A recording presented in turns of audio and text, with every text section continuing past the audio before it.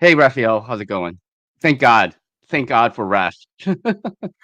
I'm doing all right. How are you? I'm okay. I'm much better now, to be honest. Oh, great, great. Well, I was looking forward so much to be talking with Brenda, but anyhow, I don't know, this like jittery energy. It's kind of Well, interesting. I'm even considering whether I wanna like learn to start debating, even though I really don't like debating as such, because I think it's often goes beside the point. It's more about argumentation and trickery than actually getting down to facts. But the one thing I would have wanted to ask now is, if tomorrow the world turns out to be I don't know, a globe on top of a pyramid, what I'm curious about in this rhetoric, like whose world is gonna crumble? Like mm, I'm sorry, it sounds a little bit like projection, because I don't see you, even if it turns out to be, I don't know, 8 spheres stacked on top sideways. I don't see, from my perspective, but please tell me, that your world would crumble because of something like that. And then he's talking about, or she's talking, it's talking about belief and religion, basically. So it's a bit strange because to me, I mean, maybe you could say being interested in the truth can be seen as somewhat of a, well, faith in itself or something like this, but it's not like being tied to any particular idea. And this is a little bit strange, yeah, this rhetoric to me. But please tell me, would your world crumble if, I mean, you're just in the process actually of making or coming up with or coming to terms with a completely new theory that, again, most people, even in this community, quote unquote, or interested in flat Earth, may at first consider ridiculous. So I would argue that even just by you displaying that you're open to investigate that, there is no world that could crumble. So, but anyways, yeah, I don't want to pin you no, down on but this, but I just think this the rhetoric is strange. yeah, well, I mean, like, it's like, oh my gosh, your world is going to crumble. I mean, like, my world has crumbled multiple Well, times. exactly. That's That's the thing. That's that the thing. that Yes. like I'm a veteran of world crumbling, you can say, like how many times have I seen my world crumble, and waking up to more and more bizarreness of this reality. Like how many times? Like, and then like every time a world is crumbling, I'm just shrugging my shoulders. Maybe God is preparing me and others to the fact that the world is actually going to crumble, and I'm going to be left sitting there just like, you know, uh, drinking my tea and being like, well, it's actually happening now. I mean, maybe that's the point. Maybe that's the point that our world is going to be crumbling so many times that we can actually endure it physically speaking. You know, I don't know. Yes, I memean, I'm open to all possibilities. I just saw a great comment from undoctrine, un Unindoctrinated. unindoctrine Ryanated. Ryanated. Yeah, So it says unindoctrinated.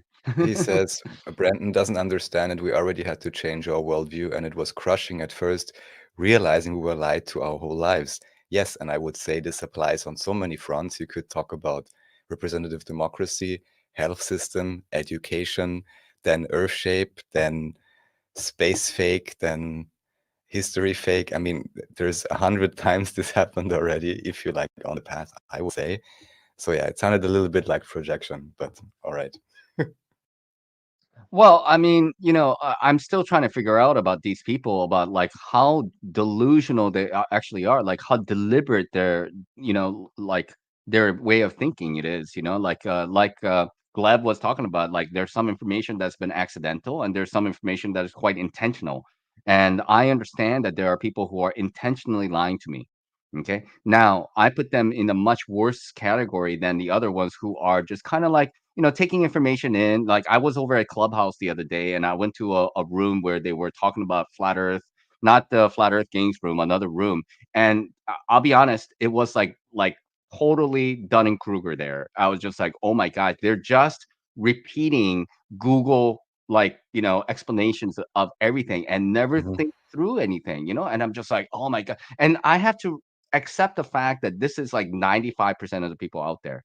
We have like Pretty found each much. other in a way. We found each other in a way, and then we found comfort in knowing that, oh gosh, there's some other conspiracy theorists and people who think things a little bit differently out there. There are people like that, and we got a little bit comfortable with the 90 people hanging out here and shit like that. But then we forget that there's like shitload of people out there who actually also, talk on the internet and go to Clubhouse and other places, and they just, buy the rhetoric hook, line, and sinker, like 100%. You know? Yes, yeah, it is amazing, and it's true that, I mean, I guess you could maybe reference it back to think of when you were in school. I'm talking to everyone now, obviously. How many would you have considered then, if you yourself had an inkling of it, to be actually critical thinkers? Or who was asking the questions, and getting on nerves of the teachers? It wasn't so many. Most, how do you call it? Go along to get along, play along Yeah. to get along. Yeah. Yeah. Yeah. And then, of course, we don't need to repeat all the repetitious indoctrination and so on. And if you didn't, at some point, take the other way on the crossroads, well, you're being led down the road you're supposed to go down, I guess. But what I have to say, also, Brenda, if you're still watching, how is it possible to watch Nach's channel presenting such great information on so many topics, and your own worldview still holds firm? Um, that is amazing to me. But No, humans no. are astounding. I'm absolutely wrong about everything. I mean, that's what it comes down to. And then she has the absolute truth, and I am completely wrong. And she is here to save my soul from the flat Earth cosmology. Really, that's what the evangelical, this kind of like self-sacrificing aspect of Brandon. They and what he has to offer me is like such tremendous, and I am refusing that hand. It's like she's like reaching down and wanting to grab my hand and pull me out of the muck of the flat Earth cosmology. Just get out of there. You're blind. I am the light. I am the truth. This is the kind of rhetoric that he, she, it, they are speaking to me. So much for particular variants of scientism to be replacement religion. Case in point. Indeed, indeed, the scientism, and like I always tell people, scientism is the new religion of the modern era. Now the priestly robe has been replaced with like lab coats and little black glasses with tape over them, with pencil holders and pen holders. This is the new priesthood. And you missed the boat. I missed the boat. I should have been one of these so-called scientists. Could have earned the big bucks and put a doctor in front of Nachiketa, Doctor Nachiketa, and PhD, MD, whatever, and everything. All the acronyms and out there, just put it in there. More Yes, I credentials. agree. Fucked up. I fucked up So somewhere, Raphael. That's what it comes down to. I mean, yeah, really. definitely. I'm sure quite a few in chat could have all kinds of letters in front and back of their names if they wanted to. To me, it's although an even more interesting exercise like this, even though you could say, yes, it's the internet, it's the Wild West in many ways. There's so many apparently artificially segregated pockets of it and so on. But what's more interesting here is coming on, like I would say, in a sense, you are doing, I'm doing, some others are doing, with quote unquote no credentials. I mean, even I managed to get a bachelor's, but who's going to write that next to their name, or whatever, perceived authority or supposed whatever, and then just see whether people actually listen to you if you come without any of that. And then they merely listen. Of course, one part is entertainment and general interest, but then also whether or not they actually consider you to be relevant or provide relevant information, or to be quote unquote authoritative, not in any negative sense, but just in the sense that they know you're not going to make up stuff or whatever, right? Yeah. So I think that's almost more interesting and almost like the real thing. And I'm oftentimes thinking of this, and again, thinking back to Hamamoto, because I think he recently spoke of this as well. He said, yeah, think of it. I was teaching at university, and I'm sure he did great stuff. But yeah, I'm talking to 20 students in the special advanced class where something's really going on, right? And look here, you're regularly talking to multiples of that. Not that this is what it's about, but this is also, I would say, a reality of many of these more advanced circles, that then you're talking to yourself or whatever, simply because few people can access that. They have the money to even get there and all of this. So on the one hand, it's great because it's democratized in a sense. Anyone with internet can access these places if they're willing to find them. And also, I think it's, yeah, as I said, reflects back on this idea of who is actually trying to be as honest as possible, as well researched as possible, as well spoken as possible, rather than, oh, there's 50 people maybe sitting in front of me, maybe 5,000, but they're here because it's mandatory credit. And then I Mm. forced them to buy my BS book, you know? So I'm like, this is much more interesting, I think. Yeah, so just wanted to relay that. Well, no, I mean that's really that's equals success in the higher education system of writing your BS book, or get your name in an introduction somewhere, and then force all of the freshmen to read your shitty book, right? And put a little bit of a more of a credential to yourself. It's like I'm an author of this book, and I wrote the introduction to this book. I am somebody, within the world of history that is completely bullshit, but once you spend like 18 years into something, like there's no way people are going to think, nah, I'm a professor. I went to Yale. I went to all the top school. I went to Oxford and shit like that. Like you're going to be telling me you no credential jackass from YouTube. You're going to tell me that history is obfuscated. I know what fucking history is. You don't know what the history is. Like how are they going to ever believe me or anybody really? And like even I remember reading Anatoly Fomenko, and one of the struggles that he actually went through, because he is an actual professor, but he's a professor of mathematics. And at the very beginning, his colleagues at Moscow University was telling him, it's like you should stick to your own discipline rather Yes. than trying to delve into history, which is not your forte. Yeah, so knowing in many ways what a scam science is, and from what I understand, there's even meta science on the production of science already years back, which already said like a very high degree. I don't want to lie now, but I don't know, 30%, 50%, 70% of studies, when Mm, objectively reviewed, did not even follow the scientific method properly as they should. mm, And that's like old data. And yeah, adding all of the recent things on top, it's really insane. So my new word for peer review is peer pressure. I picked it up somewhere, because then mm, in the end, why would someone be interested in attaining these positions, whether you have a small or a large audience, more or less forced or tricked or brainwashed into thinking you're great, or let's say you're Neil deGrasse Tyson or whatever. Um, but what's the real benefit of it, except maybe if you're crazy for social acceptance and maybe some status or money? Because there is nothing new or exciting there. There is guardrails coming up from front, back, everywhere. You're very constricted in what you're allowed to do. And then, like you're saying, if you are, and I would consider him as such a genius like Fomenko. I mean, have you seen his art on one of these recent interviews? He's like doing 4D art basically when he was even ever since. And he made the cover art for Master and Margarita, this amazing black cat, but also he had many expositions. This is the interview with Igor Kurinoy. It's on my channel translated, but if you click on it, you will find the English and Russian original links. And it's astounding. Like this guy, I said on Andreas' show, Glad? maybe Are you it's talking about Glad? Anatoly Fomenko. Oh, flamenco. So you're talking about Yes, him actually painting. So he's an artist as yes, well. yes. Wow. And it's amazing because he's not just drawing an amazing black cat, almost like a meme. Mm, This is something that stickers should be made of to get in contact with his publishing, just as a meme. But he's literally drawing like impossible spaces. And it's mm, exactly what you imagine, like planes and spheres and things, and where you can get a glimpse like this guy is not some random guy. This, mhm, mhm. and like even in the art you can see it. And then I'm not surprised that he's the one who's venturing into this new chronology thing, because he's just seeing things from a different perspective, obviously.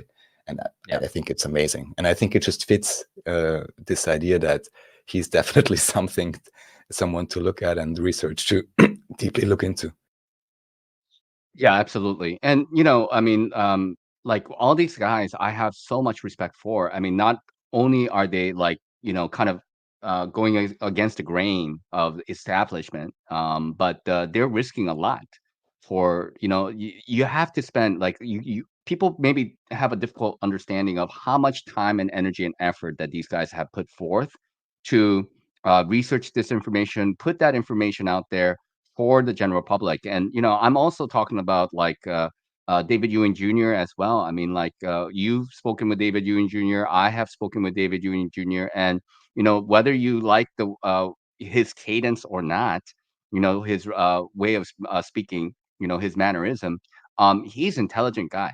He knows what he's talking about, and he sees things very differently than your average Joe out there. And that's really what's fascinating about David Ewing Jr. for me, and his perspective of how he and like his way of thinking and his research coincides or runs parallel with flamenco stuff, but it's like slightly different in his approach. That's how I have kind of seen it. I don't know how you feel about it. Yes, certainly. I mean, I would say he's obviously highly intelligent. He's obviously well traveled. He obviously has a very different perspective. And then it doesn't even matter if people believe his backstory or whatever he's saying or not, or anything like that. Just verify the data. I don't know any presenter that's throwing so many references at you. And, you know, that's it. And so far, I still have to say, neither of Fomenko nor of David's expanded works, let's say, I've seen any, let's say, proper factual refutation. I'm all open for it, I'm all having panels on it and people bringing but real evidence, and I'm not looking, I'm wondering how then a history debate will look like, what kind of tropes people come up with. I will have to brush up on my mainstream history to be able to refute that. But I'm not sure what that's going to look like then, and then I will always just keep coming back asking the question, how is it possible that Scaliger, Joseph Justus Scaliger, found out about the Romans, and strangely enough, Hmm. his own father was called Julius Caesar. So I'm Yep. like, I'm sorry, that's where I'm out, Yeah. right? Uh, Yeah. Scaliger and Petavius, like the two fathers of modern history, what it comes down to, both Jesuits in their own right, and we know the Jesuits like to get their fingers in every little thing, don't they? So but this is a lot of interesting, intrigue. since you mentioned, and we can tie it back to the Earth shape, because from the little I understand, I first noticed from In Fiction We Trust, Rodrigo Ferrari Nunes, who a long time ago Hmm. also was on Globebusters a few times, a Hmm. social anthropologist. And but I think it's well known by now that the Jesuits, at least from the history we can glean now, were also intimately involved in the conception of the globe and in like Hmm. making the first globes and stuff like this. And Yep. it just comes back to me now that this is interesting. Maybe this is why, and not attacking you personally, Brenda, but just as a case study, is acting with this religious fervor. This is the Jesuit fervor, and even the references bringing the light. I mean, didn't talk about Jesus Christ, but we were almost there, right? So maybe this is strangely how this interconnects. I'm not sure if this is an egregore or something like this, but imagine you have like real hardcore proselytizer Jesuits, ultra priest people. They set up the religion of globism, and then this is the result you have from an acolyte. I mean, it's pretty amazing, no? Yeah, absolutely. I mean, it's very amazing. But the thing of it is that like the question that I have is that why are they so involved in all these things? Like all roads leads back to Rome type of deal. And the way I look at it, you have like the black robe Jesuits, and then I've heard, and I cannot confirm this information, but there's the black pope, and there's the white pope, and then there's the gray pope. So they all kind of work together in some capacity. It's kind of like Lord of the Rings, J.R.R. Tolkien type of situation with the different magi's and stuff like that. And they are really heavily involved. And these people are not dumb though, too. Like when Fomenko, or not Fomenko, David Ewing Jr. is talking about like the Fernades, like this kind of like this military Yep. family out of Italy, and we get the word France and foreigner from Farnese, all those things. So these people have genetic ties to kind of this like military mindset, commanding mindset, but that also comes with high intelligence. But this is kind of like Machiavellian, almost psychopathic, Machiavelli type of situation though too, you know? Well, definitely. I mean, as I always repeat from my point of view, even those supposed highly intelligent people, and I keep telling David about this, whether on record or in private, we talk about controllers and this and that, and I'm saying, I'm sorry, I think those guys are retarded. Of course, they're intelligent in some senses, but if I'm really Yep. so intelligent, then I would also realize, okay, I can also thrive through joy and not only through other suffering or whatever their exact issue is. And I will apply all this intelligence and everything else to unlock or enable the abundance that, even though we may live in a quite still limited system or whatever, but we can totally generate, and make improvements. And I guess there is some people like that around, but there's too many that have other priorities apparently. So yeah, they're only smart in one very particular sense, I guess. Right. I mean, yeah, I mean, like intelligence is a big field, and so there's some things that can be like counted and some things that cannot be counted. And just because some things can be counted, that doesn't mean it counts, right? This is a kind of a, Yes. I think a quote by Einstein, or maybe it was Mark Twain who said this, one of those two guys. But like basically, it's there's a kind of an artistic, intuitive aspect to intelligence. And but I'm talking about more like, they know how to calculate, they know how to manipulate, they know what is required to, get what they want, the end justifies the means type of deal.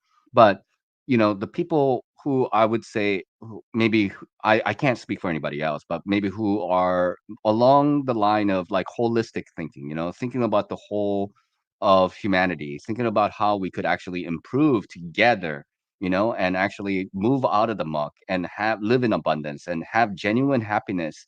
And that happiness, I do think of it in terms of like the Maslow's hierarchy of needs, that let's feed everybody. This is something that David Ewan Jr. has talked about. Like, okay, who gives a fuck about like, Muhammad or Jesus, or and not to, say negative things about them, but people are starving in this world. Yeah. They go to bed hungry at night, and so they're not going to be thinking about, this religion or that religion. They're thinking about putting food on the table. Yeah, exactly. It's something that I guess for many people in the West or industrialized countries is hard to imagine, but it is Yeah. still a real situation.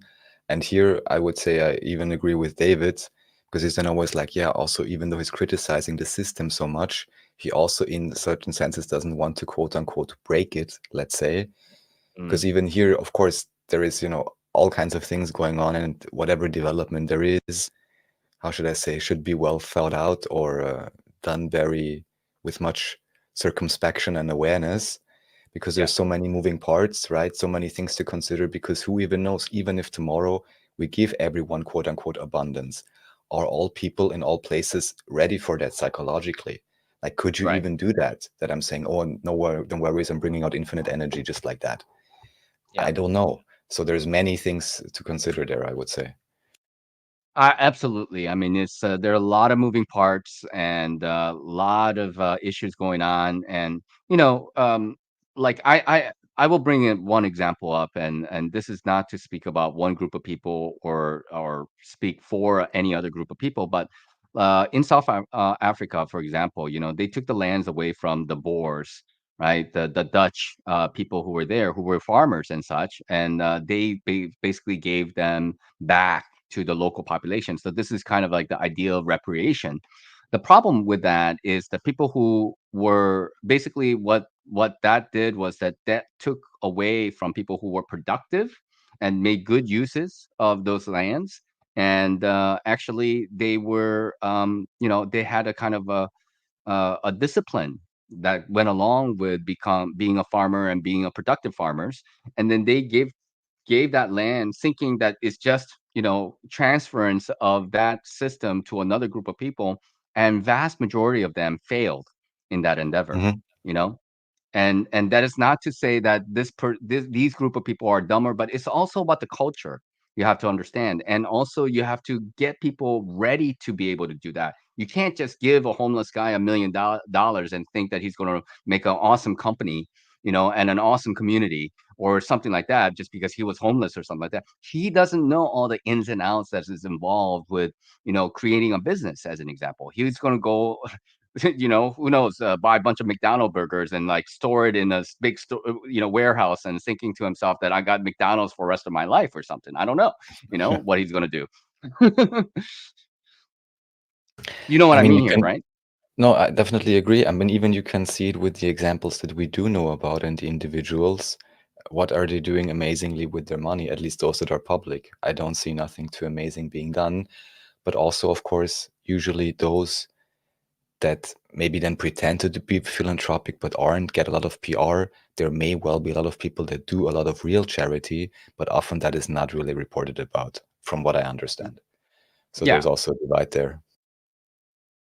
Yeah, and it's just, like, I don't really know what the solution is. Sometimes I mean, like, when I think about what David Ewan Jr. has said about, like, the overpopulation and, and I think there are good people in this world, but I think there are also really bad people. Okay, actually, I wanna say the other way. I know that there are bad people in this world, but I also think that there are good people behind the scenes who are also very powerful, who also have a lot of influence, and I think they also wanna do the right things. But so it's not just some massive, massive conspiracy, and everybody is all in cahoots with each other. I think it's a lot more complex than that. Now, that being said, calling out the lies for what it is and trying to logically think through, what's happening. And the other questions that people may have is like, well, if there are good forces out there, why didn't they come out and, scream at, NASA and, this but maybe they are in some underhanded way, some way they're supporting, you know, I don't know. I don't know what they're doing. I can't say for sure that they Well, are, but one like could make the yeah, argument they yeah. they are supporting some proponents of what maybe many in chat of whatever particular idea would consider incorrect. Let's say maybe they are the ones who are supporting Neil deGrasse Tyson or Mm, whatever, who then changes his opinion 5 times or just comes across as ridiculous or whatever else. I'm making this up now, of course, but in a sense, one could ask the question if there are not some, I don't know, deliberately strange championed proponents, let's say, of NASA mhm, ideas. I mean, mhm. look at some of these supposed astronauts, like this Don Petit or something. He looks MK Ultra. Are these the people we're gonna present? So here I could also ask the question: is there like a double bind or whatever going on here, that the Okay. positive side would actually put those people on a pedestal, which seem especially strange, so that even anyone, I don't know, because I don't want to denigrate anyone, yeah, but I would say like anyone who can look straight and look at this guy's eyes can see there's something not right with him, and is supposed to be a NASA astronaut explaining space to me. Maybe I should look into this further. I'm making this up now, of course, but I could well imagine it. Or they really have no personnel. I don't know. Well, maybe they're, watching and seeing like how people are going to react to things though too, and maybe they're also kind of sitting back and say, well, we gave you all the information that you could possibly need to figure it out, I mean, like it's not like it's so censored to the point like you have internet, right? And it's like and you have the ability to search. So you could actually search things and find these people who are telling the truth and it's not like um their books aren't published. I mean, like, you can find Anatoly Fomenko's books out there. You can find David Ewing Jr.'s books out there. They are available to you. Are you looking at them? Are you reading at all? Like, what the fuck are you doing? And maybe they're just sitting Yes. and watching, you know? Yeah, it's all possible. I think only one increase in difficulty occurred within the last 10, 15 years in terms of overall internet censoring, because I'm sure you remember the time when you searched something on Google and you really had a million search results, and there were all kinds of interesting things on the first few pages, and then it got stranger and stranger the further you went back. But now, as we Mhm. know, there's only 42 pages on Google available at all. Yeah. And Mhm. also, I think even from what I saw recently, the fold, meaning the first thing you can actually see as if you would have the first frame of Google search, is now only ads or whatever, like only sponsored stuff. And Mm, then, of course, it's highly curated. The one I yep. liked best, which I searched for one time, was like climate change. And it Okay. didn't only have like a label on top, but then it literally like repeated the same three things like in every fifth entry or something. It was really like, what is this even? Yeah. Um, Yeah. so this has become a little bit more difficult. But of course, if people were willing not only to ask the Google AI without any jailbreak, or only look at the first 10 Google results, of course they could find something, but if they remain locked into the main things that are presented and don't, I want to say, don't at least scroll down properly, or even just look for alternative search engines or whatever you could do, then it's a bit harder than it maybe was before. But yeah, it's all available. um, I guess it again comes really down to the willingness, really wanting to know, and also being ready then, as we talked about last time, to potentially be ostracized. Because I think the social, again, it's not peer review, it's peer pressure, right? Yeah. Obviously factors in a lot here as well, but I guess everyone in chat has been through this in some way, shape, or form, so you know what we're talking about. Yeah. No, I mean, like the whole peered, reviewed, thing is, I think is completely corrupt. That's just personally, speaking, and, it's kinda like, they have, created such reputation for themselves. Like, I remember, sending some information to my brother during the COVID times, and he was, like, looking at this information, and basically the article was talking about, the negative effects of getting the jab and such, and, his first reply was, "Well, has this been peer reviewed?"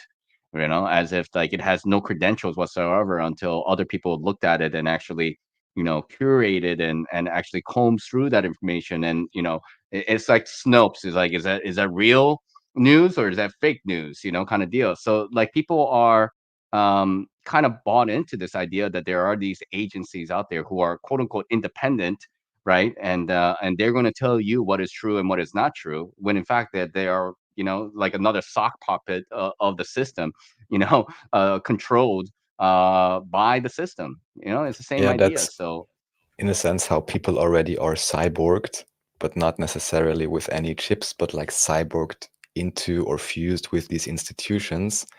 And the real problem is then, of course, it doesn't even ask the question anymore.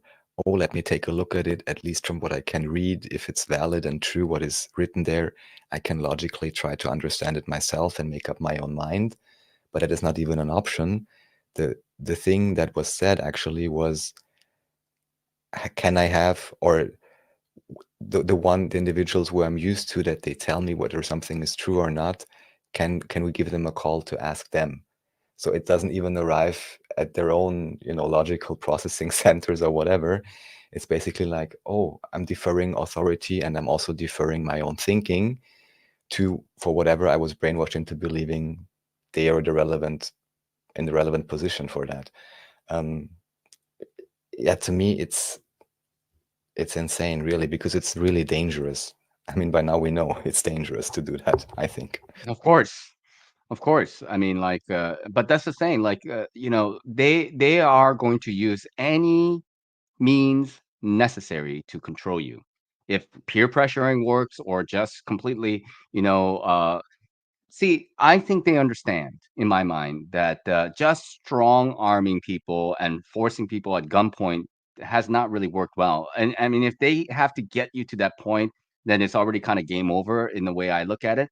But this mind control, this peer pressure, this kind of like subtle lies, all these like different psychological techniques that they use on people, as long as they're working, they're like, okay, it's working. Like, it's okay, maybe it's not 100% of the population, but good 90-95% of the population Yeah. is with it. And then we can always set the 95% of the population against the, 5% or 3% of the population who is waking up, and is, and the 3% of the population is trying to wake up the 90-95%, but they are exhausted by having to fight everybody who is constantly sending them the same message saying the earth is a globe, earth is a globe, Google says the earth is a globe, and then you have to write 100 messages back saying like, no, it's not a globe, and no, it's not a globe. So they're just, it's a war of attrition at this point.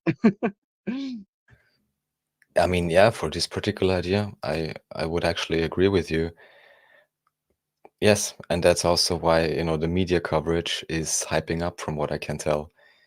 Again and again, I see, maybe this is my algorithm, but all kinds of even popular creators, like I mentioned before, making more videos now about this topic again. So people seem to be interested in it, or it's favored by the algorithm even, that people are debating about this now. This is also, of course, very possible. It's strange. What are they debating about? No, just that individuals that usually would do other types of content, then Mhm. suddenly, like Asmongold or whatever, these Mhm. popular people than like looking at flat versus globe Yeah. Yeah, videos yeah, of yeah. whatever, and like making it a fun content, and usually it performs pretty well. So it's definitely like a hot topic. Yo, What's up, what's up? Vlad? How's it going? I'm good, guys. I didn't want to interrupt or anything like that. I wanted to say my You're piece good? as you guys are going because you guys are flowing right now, so I didn't want to stop it. No, please do, Y and glad to be on the panel with you. Oh, likewise, Raphael. Nice to meet you, brother. And what's going on, Natch? Good, Thank you that's for all having good, me. just hang yeah, absolutely, and, welcome to the panel, and, how you doing today, and what are your thoughts on what we've been talking about? What do you Well, think about the man, you Matrix you world? guys you guys are on fire, man. You guys are totally on fire. Now, you I saw you had Brenda on here earlier, and I don't want to like rewind any of this, right? But basically, what you were talking about kind of relates to her hi- to Brenda being there, Whatever. right? Yeah, Brenda yeah. being there, and Brenda, I don't know if you know that was on my show yesterday, and my I thing know, I saw it. yeah, and my thing was I was talking about the lies that Mhm. we're given, right? And so you guys are in the neighborhood right now, basically discussing that. And so one of the things I wanted to mention was how, like, the media, and well, of course, you kind of spoke about that. And in the chat, I even mentioned how they use Reuters and they use these big news publication things to say fact check, right? And then they're like, oh, fact check. The jab is actually bad for you. And then they're like, fact check, it's wrong that the jab is so and so, right? So I'm like, man, they use the media and they couple the things like the media with entertainment. And everywhere you turn, there's never a shortage of the entertainment that we have. Like, for example, sports, right? And people are like, oh, well, sports is different. I'm like, no, you fool, man. Professional sports is the same thing. It's a form of it's bread and circuses, right?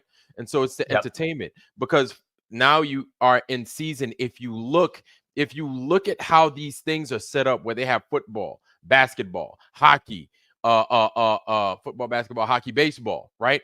They're yep, all spread out to where they somewhat overlap each other, to where you're yep, having a consistent stream of entertainment. And me, yep. it's like I had to cut that nonsense out of my diet, right? And so this is like one of those things where it allows you to lie to yourself and to lie to your neighbor. And it's not like something that you want to do, but you consistently have these forms of entertainment in your face, feeding in your mind that, hey, you're not really the underdog. But even though we outnumber the people that are basically keeping us down for the most part, it's a straight it's I don't even know how to say it. We outnumber them. We just do. There's no bones about it. We outnumber them. But they've got this system in such a way where they use authority figures and they use entertainment to keep us hamstrung in a sense. Golly, they keep us hamstrung to such. Geez, I wouldn't even know how to say it, but like everywhere I turn, I see it. I see it, Yeah. and it's so bad, man. And then, kind of like I keep jumping all over the place, and I apologize, and I So may apologize, I It's but just okay. interject for a second? I want you to yeah, continue, please. but just to relate something else that I often wondered about, and I think sport is a great topic. I've never really been into it. But have you ever wondered? I wonder how it is in America. America officially exists since, I don't want to say something wrong, 1776 or something, right? Yes, Like, yes, yeah? yeah, yep, All right. that's correct. Okay, and now I'm asking you, and the same applies for Europe. What is the oldest football club or soccer club that you know? What are their founding dates? And at least, I mean, give me your answers if you know. Is it around Maybe that like time? 1890s or something? Okay. 1890s? Is it the mid 1800s?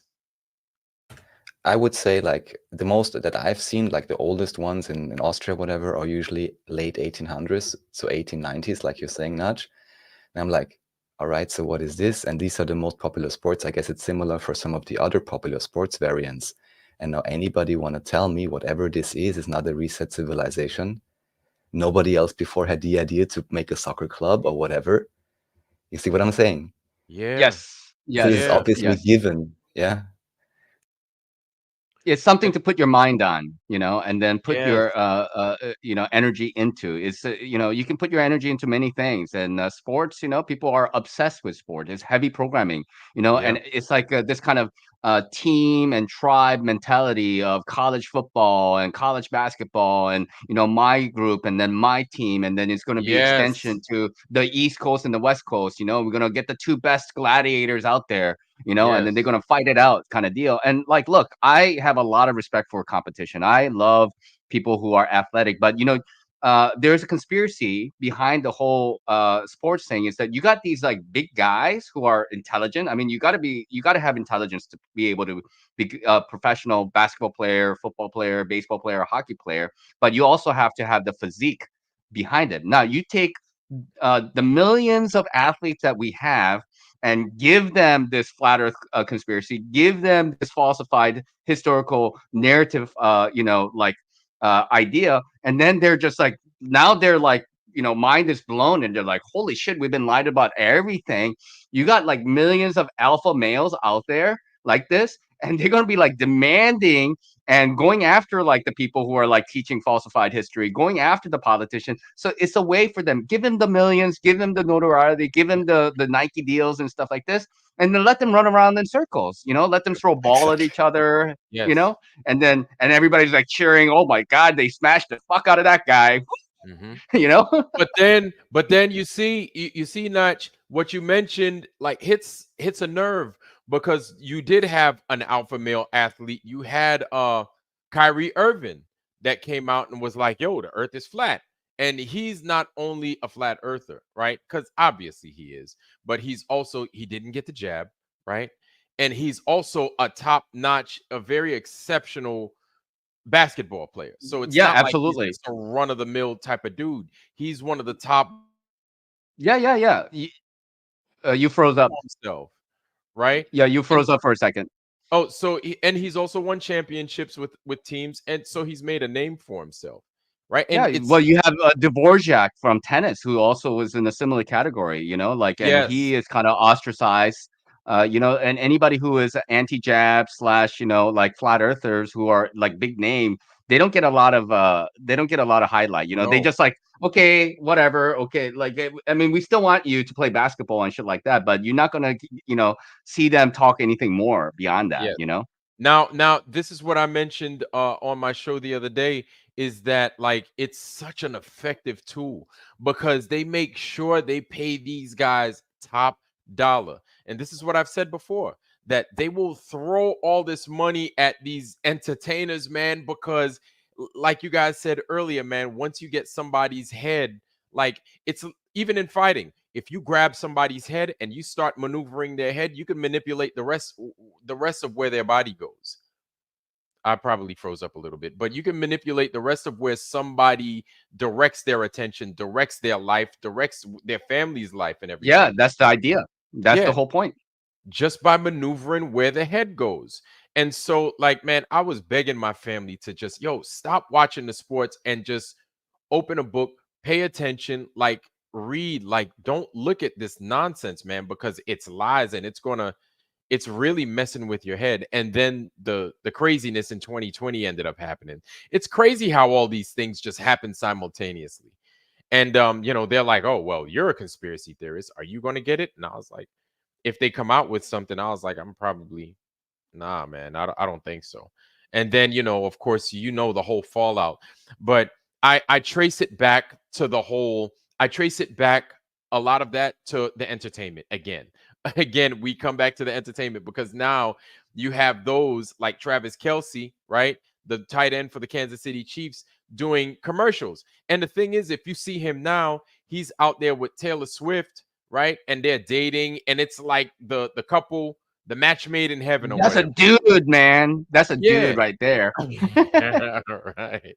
So it's like a match made in heaven. Meanwhile, you have this dude, Travis Kelsey, that he's doing these Pfizer commercials, right? And I'm like, oh my God, man, the psyop is strong in these jokers, man. It's strong in these jokers. And so this is just another way to just trick the people. And so I'm sitting back and I'm like, people have to recognize this and see it for what it is. nobody really saw it. Nobody really recognized it and called it out for what it was. I was like, man, this is a psyop, man. This is the best. And the thing is if it works, why change it? The only time you Sure. want to change the formula is if everybody's caught on to your trick. You know what I'm saying? And here I Yeah. am thinking I'm not the smartest motherfucker around. I figured American people kind of figured certain things out. And so maybe they could see this psyop. Nobody like not nobody. I'm sure everybody else in this community probably did, but not too many people recognized. Aaron Rodgers did actually. Aaron Rodgers recognized the BS for what it was. He was like, "Oh, there he goes, Mr. Pfizer, King Pfizer, right there, representing those guys." And so it's wild, man. Like these guys will sell their asshole and they don't give a damn. They'll sell their asshole for a couple of chips, for a couple of shekels, and just sell us all down the river. And we're good with it. It's crazy. And because of Yeah. that, we are where we are.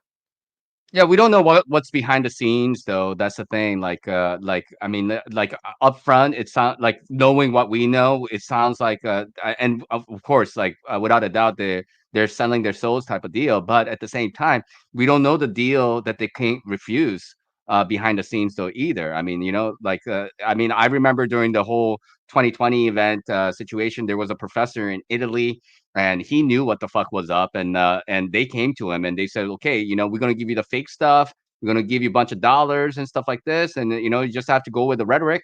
And he refused, and I don't think he made it out too much longer after that. And a lot of people, they don't really do quite well, especially if they're in a position of prominence within Yes. society, and then they say, hey, you want the carrot or do you want the stick? You gonna can't have both, you know. Right. And Lord knows the government's got plenty of sticks waiting for people. They got plenty of sticks. But the thing is it doesn't matter. That doesn't matter because there's so little of them and there's so many of us. But I think that, and this is where the programming comes in again. People are so afraid of pain of death. People are so afraid of the unknown, and people are so afraid of shame. We've seen, and the reason I mention these things is because we've seen them in movies time and time again. And the cliche movies where the person is getting shamed or the person is getting tortured and the person is getting killed. And that's all we see. We don't understand, maybe even still, because we're not in that position and we're like, "Oh, I don't want to be in that position. I don't want to be shamed. I don't want to be tortured. I don't want to lose my life and I don't want to be killed." And so you stack that crappy situation sandwich and you hand it to a person, they don't want any of that. So they'll do what it is they need to do in the name of comfort and kind of compromise and say, well, you know what? I think it's the best decision because I need to take care of my family anyway. Somebody's got to take care of my family because ain't nobody else going to do it but me. And largely this is America. Unfortunately, this is America. So no matter how much you scream, no matter how much you yell, this is everybody. This is damn near everybody. And so everybody's so afraid of what the government is going to do. And I don't But know if also you ever like, heard of I don't know if you ever heard of um Kami Paratatis or Kami Paratatis. Kami Par Uh, anyway, no, posse it's a comitatus. posse. Kami Yes, posse Posse comitatus. Comitatus. Thank you. Yeah. Yeah, this is something that I've been talking about ever since I joined the military. I was like, man, look at all these great weapons we got. I was like, what if we wound up turning this shit against our own people? And then I was like, you know what? We're probably going to do it. I was like, because I'm the dumbest guy that I know. I was like, if I could conceptualize this, there's a good chance that there's going to come a time where we're going to wind up turning our guns on our own people. Now look at where we are. People are waking up. And so now that's an option that's on the table for our American quote unquote leadership. Let me land my plane Yeah. right there. I've talked too Yeah. much. Raphael, go ahead. So first about this posse comitatus, what's interesting is, if I understand this correctly, this would be the idea basically of a duty or a right of the military or anyone for that matter to basically but turn against their government, right? If it turns out to be lawless or not following the constitution or whatever other rules said. There is something similar in Austria with the Austrian constitution, where Well, basically you're given. Oh, One Yes. second. Yeah, posse comitatus is when the military is used against the civilians. Okay, that's what posse comitatus Okay, means. so That this is the right there. negative thing. Okay, okay. It's the other So it way would be around. against. Yes. And that's Okay, what I thought you were getting at, Raph. okay. So well, I'm speaking of the other way around. So let's say from the citizens against the government, which I guess, from what I understand, is one of the reasons for the Second Amendment as well. Takes the Europeans some time to understand this, but it is, to me, it is perfectly logical, even though I'm not a fan of weapons, obviously. um, but anyways, you give an oath when you enter the military, which most people do still in Austria, men at least, because you have a conscription, and some do social service, but still many go. And even a few years back already, there was some kind of immigrant crisis or something happening. And already back then, it was obvious politicians are doing whatever and don't really seem to care for the interests of the people. And then they literally had like a public discussion with some politicians, and they allowed a few viewer questions. And then one guy got up and was like, well, and how should I say, he was maybe not a doctor or whatever, right? Just a regular guy. He just said, well, I've been in the military, and, we make an oath to protect the country, this and that. Wouldn't there at some point reach a point now, seeing all of this, where we would have to do something along those lines? Yeah. And the moderator would just like, oh, no, please sit down again. Goodbye. No, So, no, no. That's it was Raphael. You hilarious. want to know something? When I swore the oath, went right as I enlisted. I swore the oath, and every time that I re-enlisted after that, they signed me out, and then I re-enlist. I come in. My duty is to defend the Constitution against all enemies, foreign and domestic. Right? All enemies, foreign and here, domestic. Uh-huh. So here's the thing. I signed in. I never oathed out. So I still have a duty to uphold. Anybody that's held their right hand up and has put in that oath and has enlisted or has taken up a commission, right? You have a duty. If you hadn't, unless you got your ass kicked out or something like that, right? Kicked out dishonorably. Even if after you do your time, after you retire or whatever, which I was fortunate enough to retire, I still get to uphold that oath. It is what it is. It is what it is. And so I still am bound to this Constitution, and I still have to do my duty. And that goes for every one of you swinging dicks out there that are fucking sailors, soldiers, Marines, airmen, fucking space cadets, whatever. You swear in, you never get sworn out. It is what And it it's is. interesting because there's something to say about, nationalism, or whether you for yourself would then consider this oath to be eternally valid or not. I guess this is an individual perspective, but of course it's obvious that at least the current governments anywhere would never want you to interpret this idea, let's say literally, or I'm not sure how to say it, or then maybe it's about particular definitions of words in the Constitution. Like maybe you heard some people ask the question, who is we the people? And all these kind of things, then it's in interpretation. But yeah, anyways, it's obvious that the governments now would never want anyone to really be literal about documents or laws. But yeah, I'm not sure how to say that. Like, they make a big deal out of taking the oath, but they don't really want you to take it seriously. Like, you do it, but then what you're supposed to do later is whatever the general says. That's right. So that's a curious thing. But And just briefly, what you mentioned about the sticks earlier, the reason why this can work, that everyone is so afraid and so on, of course, psychologically traumatized psyops and so on, but because they've all seen it, the so-called, let's say, New World Order, the Matrix or the policeman or whatever, who's suppressing you in a negative way, is literally living rent-free in your own mind and in your own heart. And that's the only real way how the system can work and guard you. I always like to bring this up and make it brief. Ashby's law of requisite variety. A system can only be controlled by another system that is at least equally complex. I would argue humans are infinitely complex and varied. Therefore, the only way the whole system can control you is if you adopt and, let's say, install the overseer within your own mind. Henry David Thoreau had a nice quote about this. It's bad to have a southern overseer. It's worse to have a northern overseer. But the very worst is if you are the slave driver of yourself. And that's the position most people are in. And that's how the system can even perpetuate themselves. Because even in the worst case, let's say, they only have so and so many, let's just say, sticks, not to use anything more gruesome, but it's very limited Oh, actually. it's Yeah. funny that you say that. One It's funny that you one say that. second. Oh, my bad. Go ahead. 1 second. 1 second. Let me just deal with this real quick.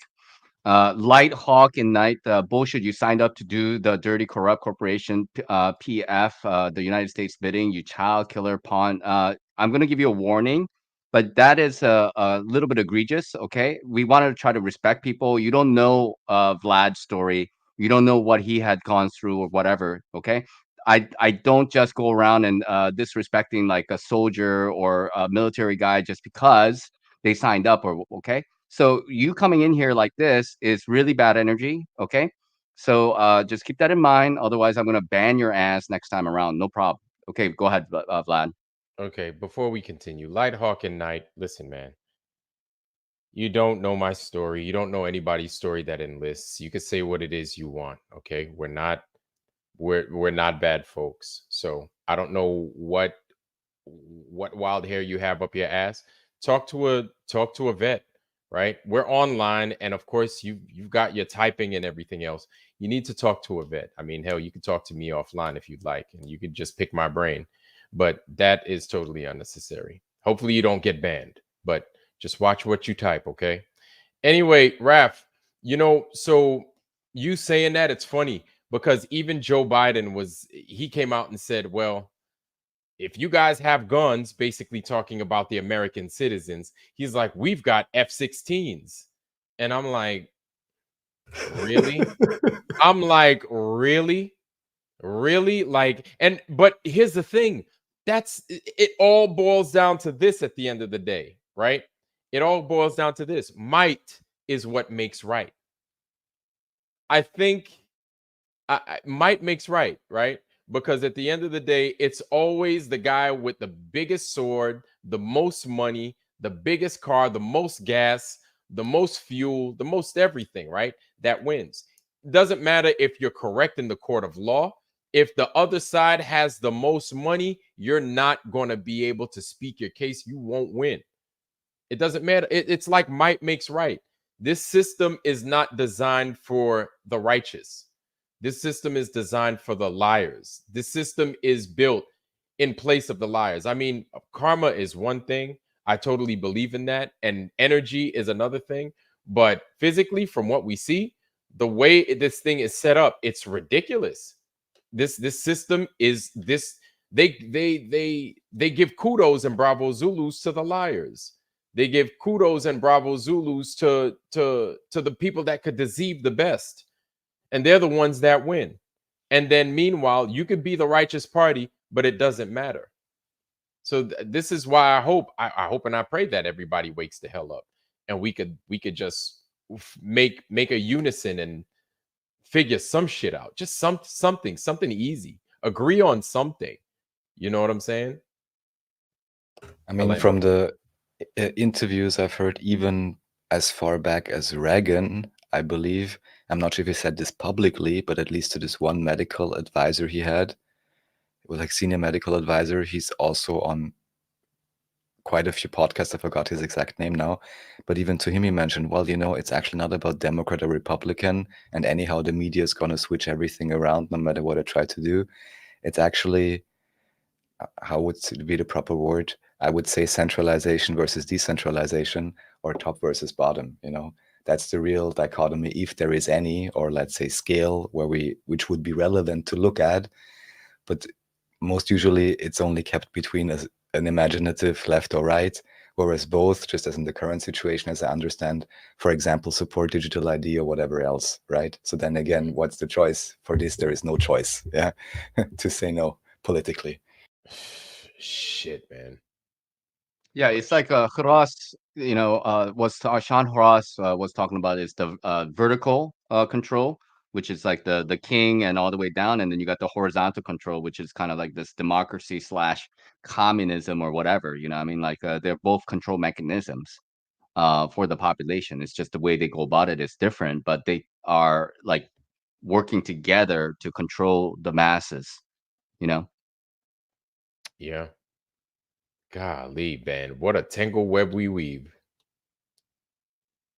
It is what it is. We just have to, see it for what it is. I mean, the world was here before any of us got here, and it was what it was, and it still is what it is. It's just that we're peeling back the layers a little bit, and we're still there's a lot of more things to like research and look into, but more or less you get to a point where I think it's kind of dangerous to be quote unquote an auto hoaxer and say like everything is fake, and you were just comfortable with the fact that like everything is fucking fake. I think there's truth out there, and it's like needle in a haystack, and it's a Yeah. tedious process of just trying to, sift through everything and be like, oh, okay, I found something, and maybe that's why it's so valuable, the truth, Yes, yes, it's so valuable because you have to put in so much effort and thought process because like like we're not flat earthers because like it's a trend. It's like this amoral guy who was interviewed by Will Duffy the other day. I was like telling everybody like how the hell did he become like a flat earther, and then he's like, oh, I followed this chick and she was a flat earther, and then I was like, so he was like chasing after some tail who was a flat earther, and then he like turned Eric Dubay into a guru, so you're like doing this guru cult worship flat earth. That's like the how it was like really painted for the public. And then like when Eric Dubay was refusing to go to Antarctica, he became disillusioned, and he's no longer a flat earther anymore. And then now he is going to marry the coolest chick on the globe, and he just needs $91,000 to do it. you know oh my goodness, I heard that interview. It sounded very strange to me. it But yeah. sounds yeah, strange. but that's what I mean. Like how does one come to like the position that we have come to, like, and this is the process of separating the wheat and the chaff, like, are you genuinely who you say you are? Like, are you a flat earther because you're following a trend and it's cool to be like noticed, or cool to be like a little bit different, cool to be like, I don't know, crazy? Or are you that person because your logic and reason and evidence has brought you to that point? That's the thing. And if logic, reason, and evidence and the truth brought to that point, even if 99% of the population go against you, you will not be shaken at Exactly, all. Yes. exactly. And that, that's the comfort that I take in being in this community, right? Is that I'm like, I know we're right. Even I don't care if there were 10 of us in here. It's like when you know you're right, you can't see like you can't see it any other way. And there's no shame in that, right? And so like I was confronted by this F-18 pilot that I used to work with, and he was like, aren't how do your parents feel? Are they ashamed of you for being a flat earther in front of everybody, at work, right? And I was like, no, actually my parents love me very much, and they're actually ecstatic now about after I explained to them everything. And so I was like, you can laugh. I was like, everybody in here is laughing. I was like, listen, all of you guys, it was 2022 at the time. I was like, listen, all you guys are laughing now. Give it some time, man. You guys won't be laughing this much here in a few years. Just give it some time. But that's the problem, right? Lies are immediate. The truth, it takes some time to marinate. But at the end of the Yeah. day, man, I mean, but also like people have this really amazing ability to double down and triple down, as we have seen as well. So like even if you do give them time and chances and time and more chances, that they just end up veering away from your direction. And the reason maybe is out of pride, or maybe the reason is just because they just can't be wrong, or whatever it may be.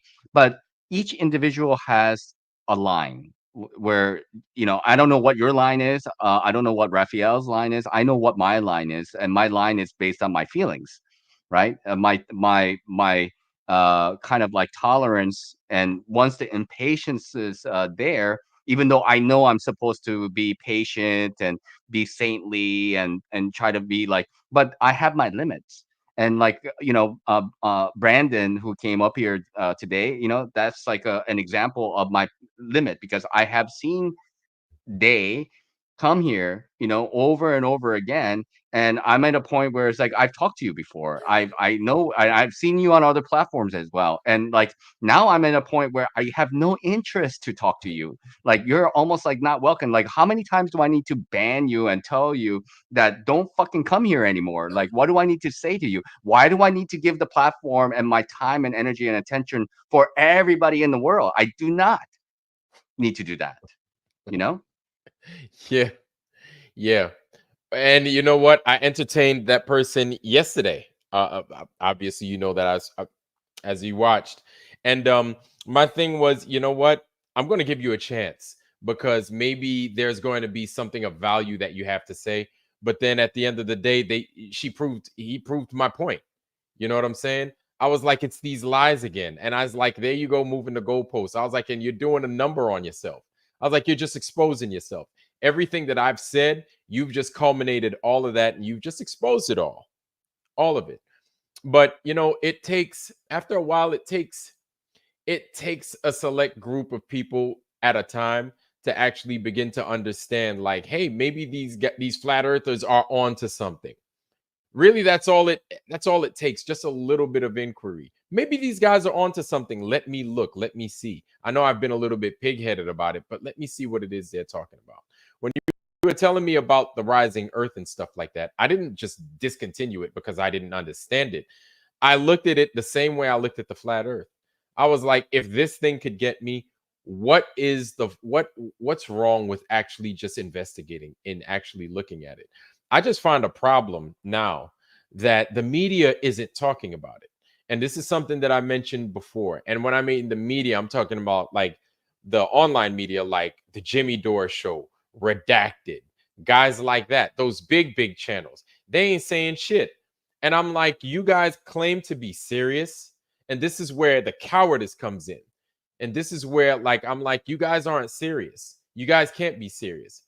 It's like, man, you have all this capacity and all this bandwidth to talk this news. Meanwhile, you've got a whole movement going on here that you're not addressing. Why is that? Is Yeah, the money well, that is the money that good? yeah, I mean, it's like the way I look at it is that like our Overton window is going to be different. Like let's say there's like a spectrum. We're a Hmm. little bit on the extreme end. And these guys like redacted. I mean, like you look and they got thousands of people like while they're live. I was watching Candace Owens earlier, and she had like 48,000 people watching her live as an example. And she was talking about camel toe and her real grandma, and the grandma that she was talking about was not her real grandma, and blah blah blah. And then she's not really black; she's Indian Jew from Canada and shit like this. Look, I listen in, and I'm thinking to myself, okay, like how much relevance is there? Like, what is this information really about? Like, is that like? And then, but you got 48,000 people live watching this. That's like you know like a shitload of people watching this, and that's huge amount of influence. But her like range is like a little bit more from the center, maybe a little, center to the left, where we Hmm. are way over to the left kind of deal. And vast majority of people, and so like there are fewer people who are over where we are at, and vast majority of people are over here. So the Overton window is going to be different for every platform. I don't know, influencer. And somebody could have just like 5 people watching them, and they could have like the most amazing, bizarre truth out there. So that doesn't necessarily reflect that information per se. So everybody's trying to find their little niche. How do you fit in? How do you snuggle into this YouTube community? That's That's kind of how true. I look at it. You know? And that's a good point. That's a good point because I see how she does it. She's almost like a Wendy Williams, but very well spoken at the same time. And she's very like her content is the way she attracts her audience is amazing, right? So I'm definitely not going to fault her for that. But at the Yeah. same time, it's like I'm about the responsibility of your platform. You know what I'm saying? I'm like, you have a powerful voice. And I feel the same way about entertainers, and I feel the same way about, whether you play sports or you act or whatever saying. I'm like, you have this platform. You have all these eyes on you. Speak some truth. Speak the truth, right?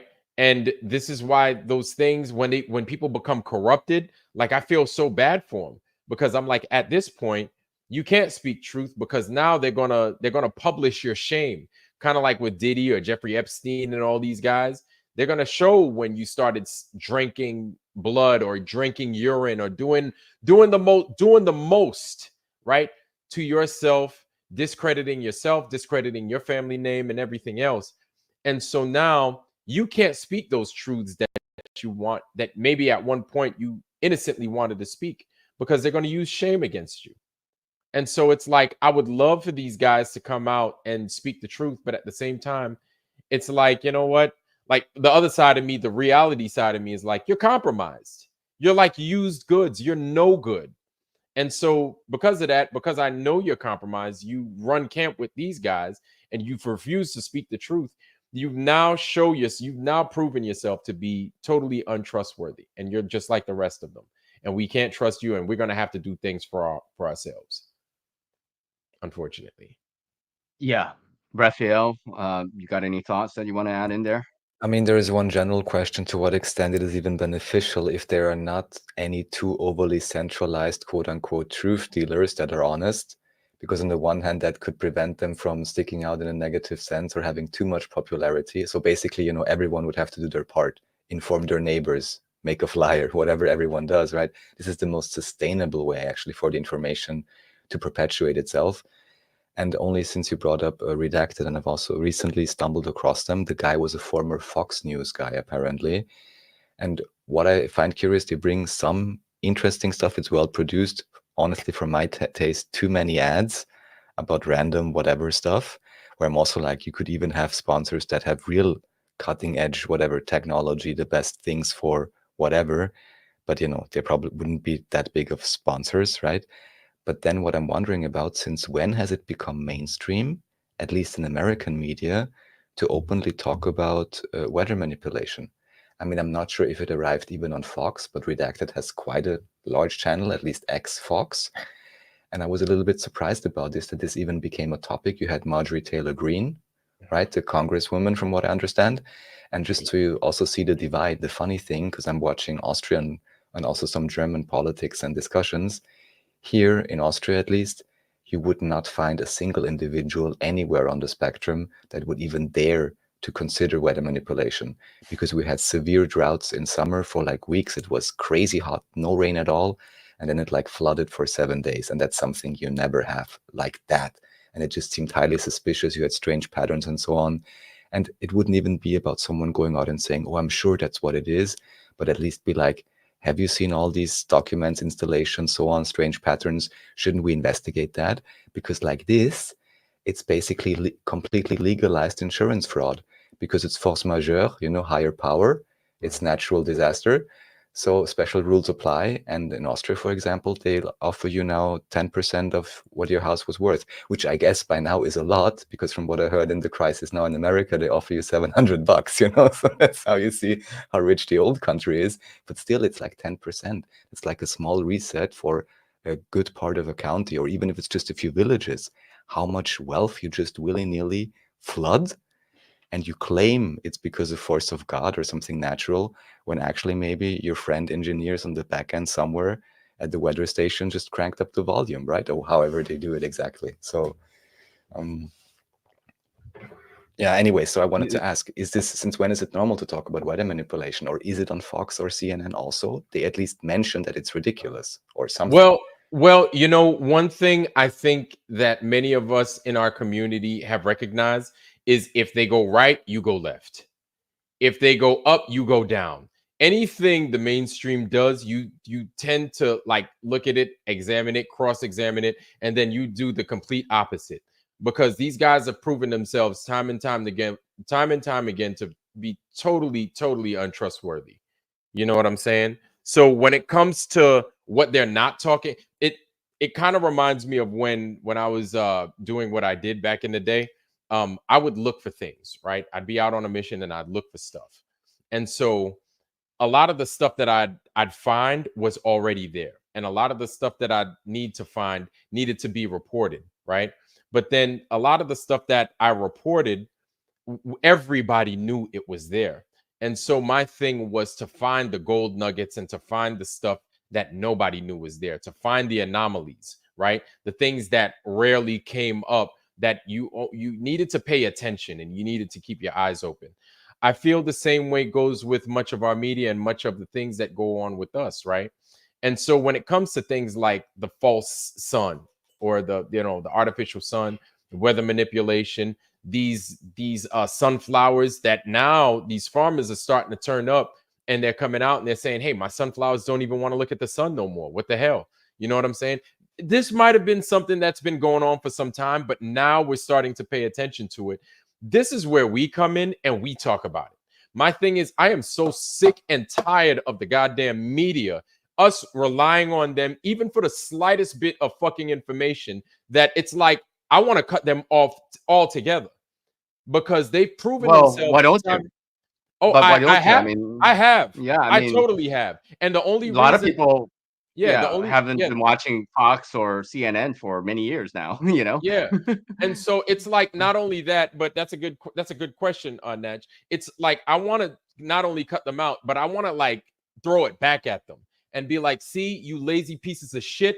You guys are out here making all this fucking money, just spreading nothing but bullshit to everybody for years now. And here you have, and That's then their maybe you job. can, well, I That's get it. that I, Yeah, yeah. I know That's that's what their they do. job, but here's the thing. It's like, all right, at what point do you say, hey, I can't keep doing this? I've got children. And then my children are going to see this is how I see it. That's how I see it.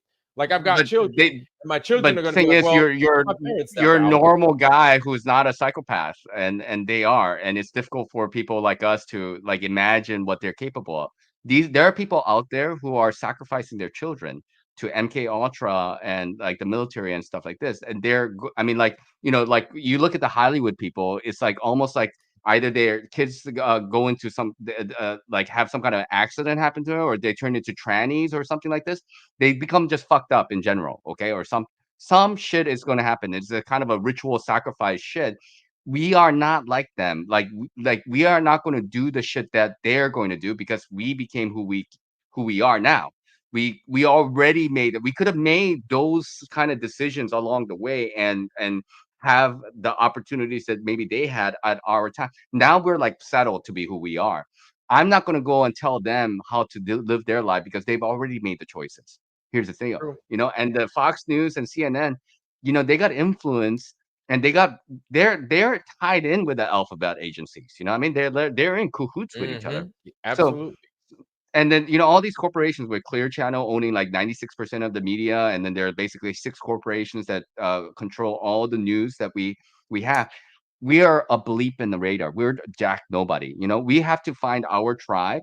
We have to go and collect the people that is resonating with us, because like at this point, either people are going to be with us or they're not, like in terms of ideology. You know what I'm saying? So like you can go against and like try to spit into the bonfire of CNN and Fox News and shit like that, and then see how that goes.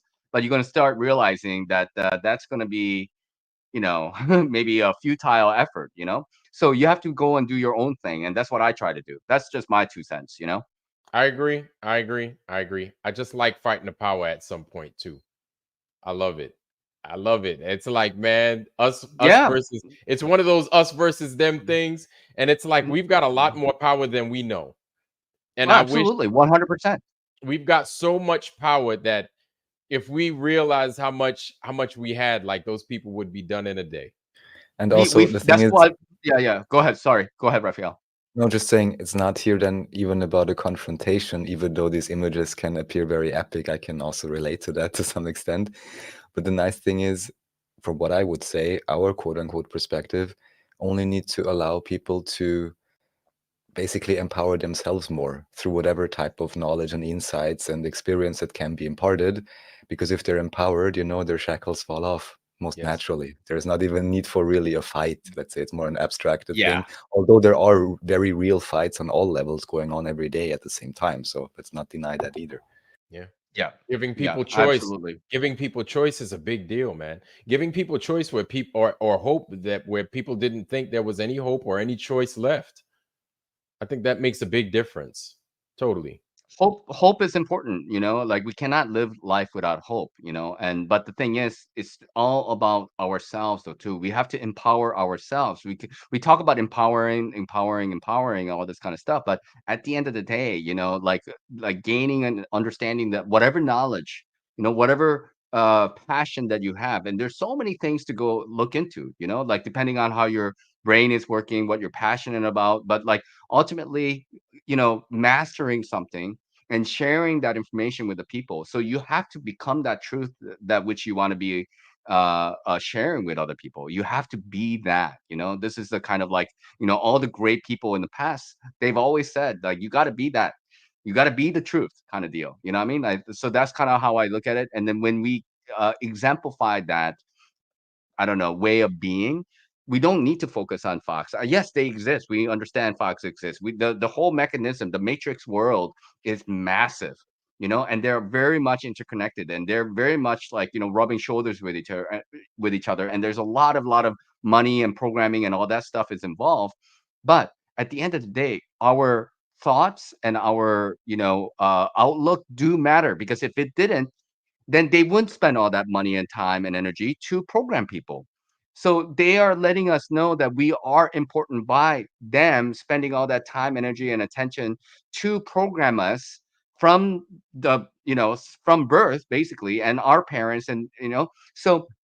But the thing is, people are starting to wake up, and we're starting to like kind of loosen away from that whole, matrix that they have created for us. And I think maybe in their calculations, like because they have artificial intelligence, they have kind of like think tanks, and they have institutions who think through all the different iterations that human behavior could be. However, they're not God. They don't, they think themselves to be more powerful than the masses. But like Raphael said, like human beings are very complex creatures. Like our behavioral pattern is very like, volatile, and so like them thinking that they have everything on the wrap is their hubris. Ultimately, that's going to bite them in the ass. So we do what we do and continue along the way of the truth and share that with everybody that we can. And whoever wants to listen to that, that's all we can do. But we because I can only do what I can do. I can only hope to God that people are gonna, get on the program. Let's just say get on the bandwagon of like, hey, flat Earth, truth, and fucked up history and shit like that. But I don't have any control over what people going to ultimately care about. But I can show people I have my definition of what it means to be cool. I have my definition of what it means to be like authentic. People talk about like authority. I talk about authenticity, right? Authenticity. People say, what authority do you have? I have no fucking credentials. Yes, I have a BFA in sculpture and shit like that, but that doesn't make me an authority on anything. But being an authentic individual and bringing that authenticity to myself to and sharing that authenticity with everybody else, that's where the power is, and showing people, hey, I'm not the most smartest guy out there. I'm not the dumbest.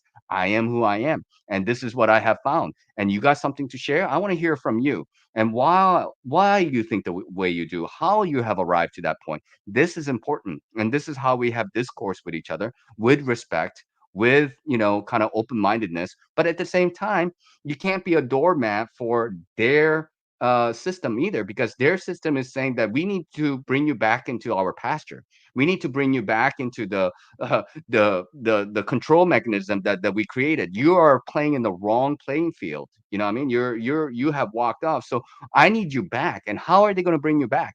They're going to use peer pressure, and they're going to send people like Brenda to you. Okay, they're gonna. I mean, maybe Brenda is like his own person or whatever, but like this is part of the matrix. Like as long as they are in the matrix, they don't belong in your family. They don't belong to your tribe. In the matrix, they talk about, hey, did you were watching that? A woman in a red dress. Remember that scene? Hmm. Well, Morphe was telling Neo, is like, as long as people are in the matrix, essentially they are your enemies. You know what I mean? And I'm not saying that globe earthers and these people are your enemies, but you have to play your cards close to your chest, and you have to be wise to how the whole system is, using strategy and tactics, because they are. and they know about our existence. You, myself, Raphael, and anybody who is anybody within the flat Earth or conspiratorial world, and they know that our psychologists. Then they'll say, okay, this guy, he's speaking to. Maybe we can buy him out for $1 million. And maybe it won't come directly from like a CIA suitcase or whatever, but maybe in some other ways, it can like manifest, let's just call it, in the form of Will Duffy. What I'm talking about?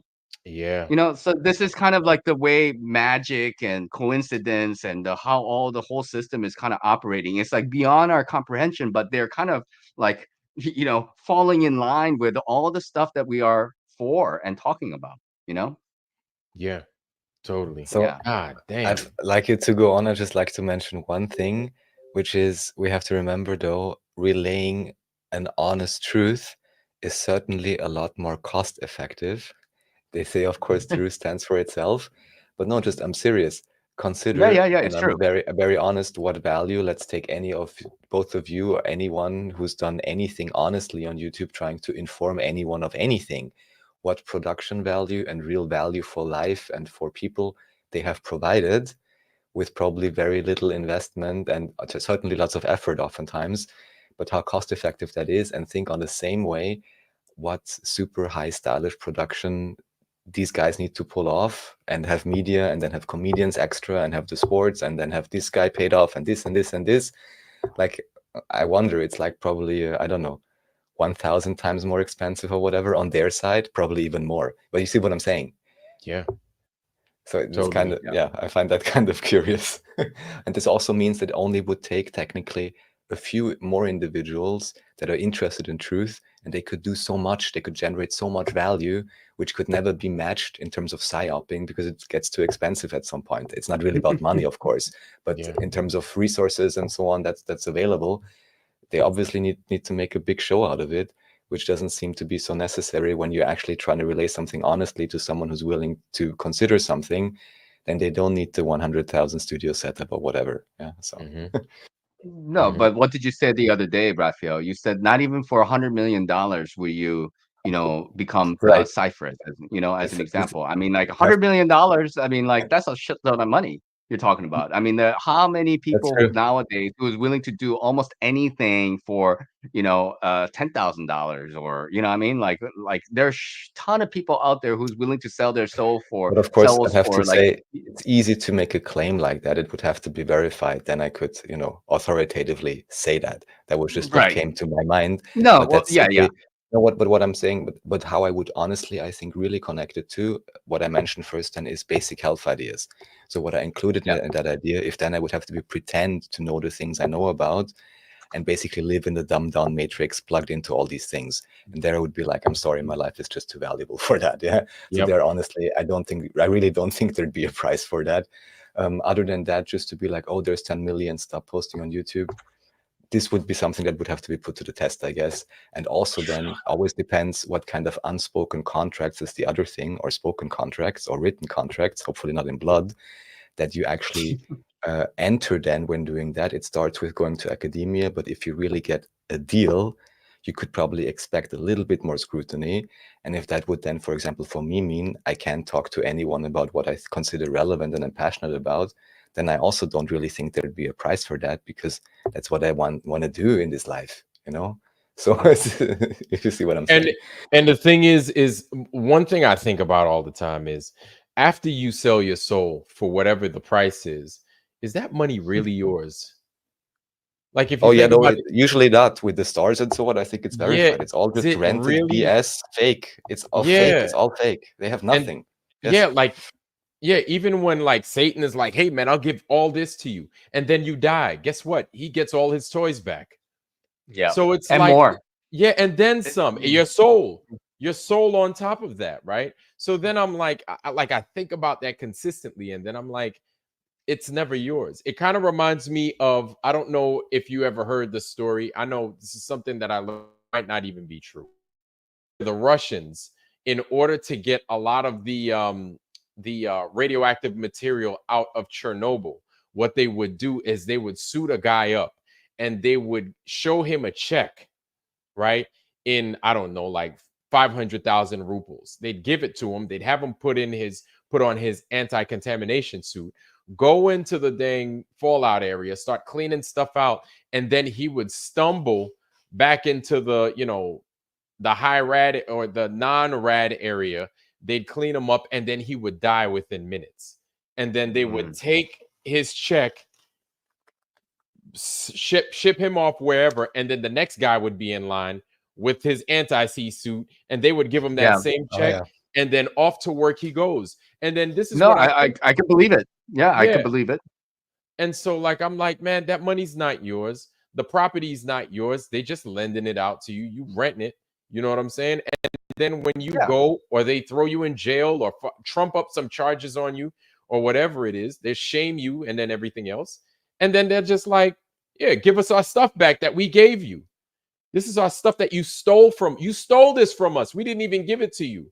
So they shame you in the process, and then you lose your soul. You lose it all. So yeah, you're Well, absolutely right, Rav. I mean, there's a kind of just, different versions of that. I mean, that's like for, let's say, 15 minutes of selling your soul, for a paycheck. But like essentially, by extension, like the way vast majority of us human beings are living, we are doing that. We're giving our life energy away, right? And really it's for a paycheck, and it's just And happened to be, years long or whatever. Go ahead. no, let me harp on that. Pushing button 62 says, I've heard that you can't sell your soul. And I agree, let's just bring it back to the present for a second without making any assumptions about former past lives, whatever. Do you really want to give your time to that? And like, no, you're beholden to whatever BS structure, committee, institution, handler, or something like this when you wake up? Or that like I said, now you can get a call, someone who's going to tell you what to do, or you're going to be constricted in all of these ways, regardless of what could happen with my soul. I'm saying like immediately the price is already too high. If you want to live a self-directed life, maybe that's something obviously not everybody is so interested Yeah. in. Mm-hmm. Yeah, yeah. Jeez, But man. this is but if it's working again, it's working. That's the thing, And like when we are talking about like these entertainers, musicians, whatever, you sign the dotted line, sign it with blood or whatever. I think they could be replaced. I think they have been replaced. Like Eminem, Oh, yeah. like for me, like Eminem is a fucking different guy. Like I Yeah. don't remember him to Yep. be that guy, and I think he Really, died of a Eminem car also? accident. Because I What's didn't look that? at him so closely. I know a few other examples, but with Yeah. Eminem, I didn't look so closely. I just know he's becoming popular again because supposedly he's always written diss tracks against Diddy or something, and now people are raving on about him. But that would, of course, be, I'm not sure how do you call this in German. You would say doppelt interest, doppelt interessant, like doubly interesting. What is a proper way to Yeah. say that in English? Yeah, would like if he's Even more actually switched. interesting, maybe. Even Yeah, more would interesting. be even more interesting if he's just now being heralded as this alternative conspiracy guy suddenly, but he's also just been switched out as an actor. I mean, I'm open to the possibility. I haven't looked at his pictures too much. That's No, interesting. but like no, but for me, like that's a different dude. And then at some point, like he was replaced. But the thing is, like they can do that with all these people that they have this image of Yep. them, and then they say, "Oh, they went through plastic surgery, and look at all Yep. these changes." So, like, who do you know to be the exact same person as they were like originally, and then like and over time maybe they were just replaced, and then all their contract goes back to the parent companies or whatnot, and all the royalties is tied in Yes. into some kind of trust fund, and so they just play the image of that person, and you can Yep. hire actors now to just play that role for, I don't know, pittance, so all that money actually goes back to these entertainment companies and such, what I mean, like, Yep. so these are just like, cash cows. Even Taylor Swift, she's a billionaire or whatever. She's a cash cow. What I mean? That image is out there, and then she's going to do concerts where everybody's like hypnotized. All these Yep. laser lights like shooting everywhere, and then people are like, I don't even remember the concert. You know, I paid Yep. $1,000, but I don't remember it. I don't remember nothing. That's right. Messed up my Jordans. I had so many people stepping all over my sneakers. But it's a damn shame, man. Like I don't even know. I wouldn't even. I'm glad that I'm in this community, because my thing is once you get that far up, how could you look at a community like this with any? How do you look at a community like this and value it? Is my thing. Like I find value in what it is we do. I find a lot of value in it. And like I look at those guys that are making this money or have this fame and stuff, and I almost feel bad for them. And then I'm like, man, if only you could see what I see. Like I don't think I want to see what it is you guys are seeing or what it is you guys are experiencing, but I wish you guys could see it. If you, with all that money and all that fame and all that treasure you have, what if you saw what it was that we saw? You know what I'm saying? What if you saw what we saw? And then it always puzzles me that they are where they are and we are where we are. But I mean, it is what it is, right? The Yeah, I mean, amazing I don't. variety of Yeah, life. I'm sorry. yeah. I mean, amazing variety of life, the diversity of life. Yeah. You know, Yep. and I think there's something to be said about it because like this life is interesting because of the diversity. I have to say, we have Mhm. all kinds of people who exist in this world, and the kind of people you're just kind of looking at is like, wow, how can this person or that person actually exist? What is their existence is like? And at the end of the day, Exactly. I am not them and they're not me, and we have to just do us, Mhm. and that's what's important. But as far as like like feeling bad for anybody, I mean, like that's kind of difficult, like not to be like cold-hearted or whatever, but I don't know their circumstances, I mean, like I cannot necessarily feel good or bad for some of these people because you know um it's beyond my comprehension, let's just call it, like maybe because life is like written in such a way that sometimes we don't really have the choices of having arrived, and maybe it was already written, like this idea about fate and the destiny and type of stuff. And I'm not really here to have that philosophical discussion too much because I've had it many, many times. But sometimes I do think that we made the choices already prior to coming here. Sometimes I think that way. And then we're just kind of merely like playing it out. You know, because if there's a possibility that I think this free will thing is just a kind of a concept that I have in my mind, thinking to myself, oh yes, like I have free will, but on a bigger picture sense, I believe in God, and God is the responsible one for everything. There's a part of me that also can adhere to the idea that God controls all things. It's just I'm under the illusion that I have some autonomy when in fact I do not. You're like, I'm just playing a role right here. Yeah, yeah. I'm just like, oh, it's like way beyond my capacity. It's beyond my pay grade. I'm just trying to do my best. Mhm. Mhm. Shit, man. Well, at least there's something we have control over. I mean, you do know that we're putting together the anti-Cathera mechanism again. Our team is. And so yeah, Okay, man, how's it wait. going? How's that Well, going? it's interesting, that's for sure. Our Mhm. engineers are they're working. They're working, putting stuff together, and it's just one of those things where you want to leave people to their devices and you want to let them put it together, but at the same time we just need to regroup from time to time and just make sure that stuff is getting taken care of, and it's getting Yeah, taken care of. It's a little bit of a slower process, and it is what it is because people do have their day jobs they still need to tend to, right? And so yeah, I'm just happy to be a part of it. And for anybody else that wants to be a part of it, it's there and it's ready for you. And the thing I like about it is that it allows any and everybody that has something to bring to the table. And I love it. Anything, any gift you have, anything that you could bring of value to this project, we are more than welcome. We're more than I don't know the term, but you know what it is I'm trying to say. yeah, yeah. You know what I'm Do you saying? have some More kind than of happy. website or More than social happy account for to. this? That's it. See, I got the words. You guys have the words. Yes. So if we're more than happy to welcome you and take you guys onto the team because there's so much to gain from this. And my thing is that even though we are in this flat earth community, we want to push the puck forward. You know what I'm Yeah, saying? We're going to do things. We're going to change things. We don't want to just sit here and theorize or sit here and prove things. Yes, we'll prove things, but we're making things happen. The days of leaving, the globe people to letting them do what they want to deceive people. I think it's important that we just take these things on board and just takes a little bit of responsibility and look to change things as best as we can, I'm super optimal about this. I think that's the word, optimal. The Optimal is word, word. there we go. Thank you. Good Lord. I need a dinosaur, like a thesaurus. But like I'm totally off, but I seem to be optimal in that sense that you see a shift going on.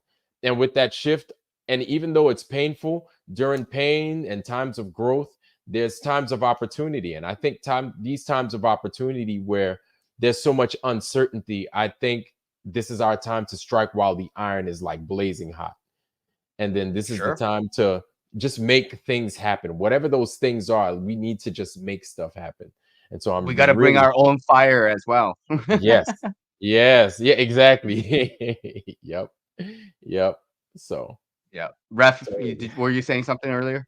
No, I just wanted to ask, what's the temperature at which steel starts melting again? Oh, never mind. No, Oh. I wanted to ask if there's a website or anything, or if people just reach out to you, because I can imagine quite a few people interested in this. Oh, Any yes. updates or pictures or anything? Yes, I apologize, Raf. I'm going to go ahead and I'm going to drop this in the chat, family. And this Go is for it. this is, and thank you guys. I really appreciate that. And of course, this is the Antikythera team, and it's going to be on Telegram. So if you guys already have the Telegram program, good. If you don't, that's okay, because you could download it. So I'm going to go ahead, and if you would like, Natch, you could pin that to the top. Bang, there it is. So this is the Antikythera Sure. team link, and it's spearheaded by Vika Drazif. I don't know if you're familiar with them, Raf. He's the creator of The Mechanical Realm, that movie that came out just recently. Amazing movie that talks about the Antikythera mechanism. That's cool. Thank you. I'm just clicking around to Oh, join. yeah. Oh, very cool. All right, cool. Always good to have a place Yeah, for these man. things. Welcome, brother. Awesome. Welcome, brother. And I mean, we have, the good thing is that we have a lot of big minds in here. And like, I welcome everybody, because the flat earthers, it seems to be, you guys are the cream of the crop when it comes. I'm not bullshitting either. You guys seem to be so resourceful, so smart, and you guys seem to be the cream of the crop when it comes to like just imagining things or looking at things in a different light. And so like, I think it's necessary that we pack this room full of flat earthers. Not saying that we need as so many cooks in the kitchen, but I love having smart people around, and I think there's no better place to pick smart people from than the flat earth community.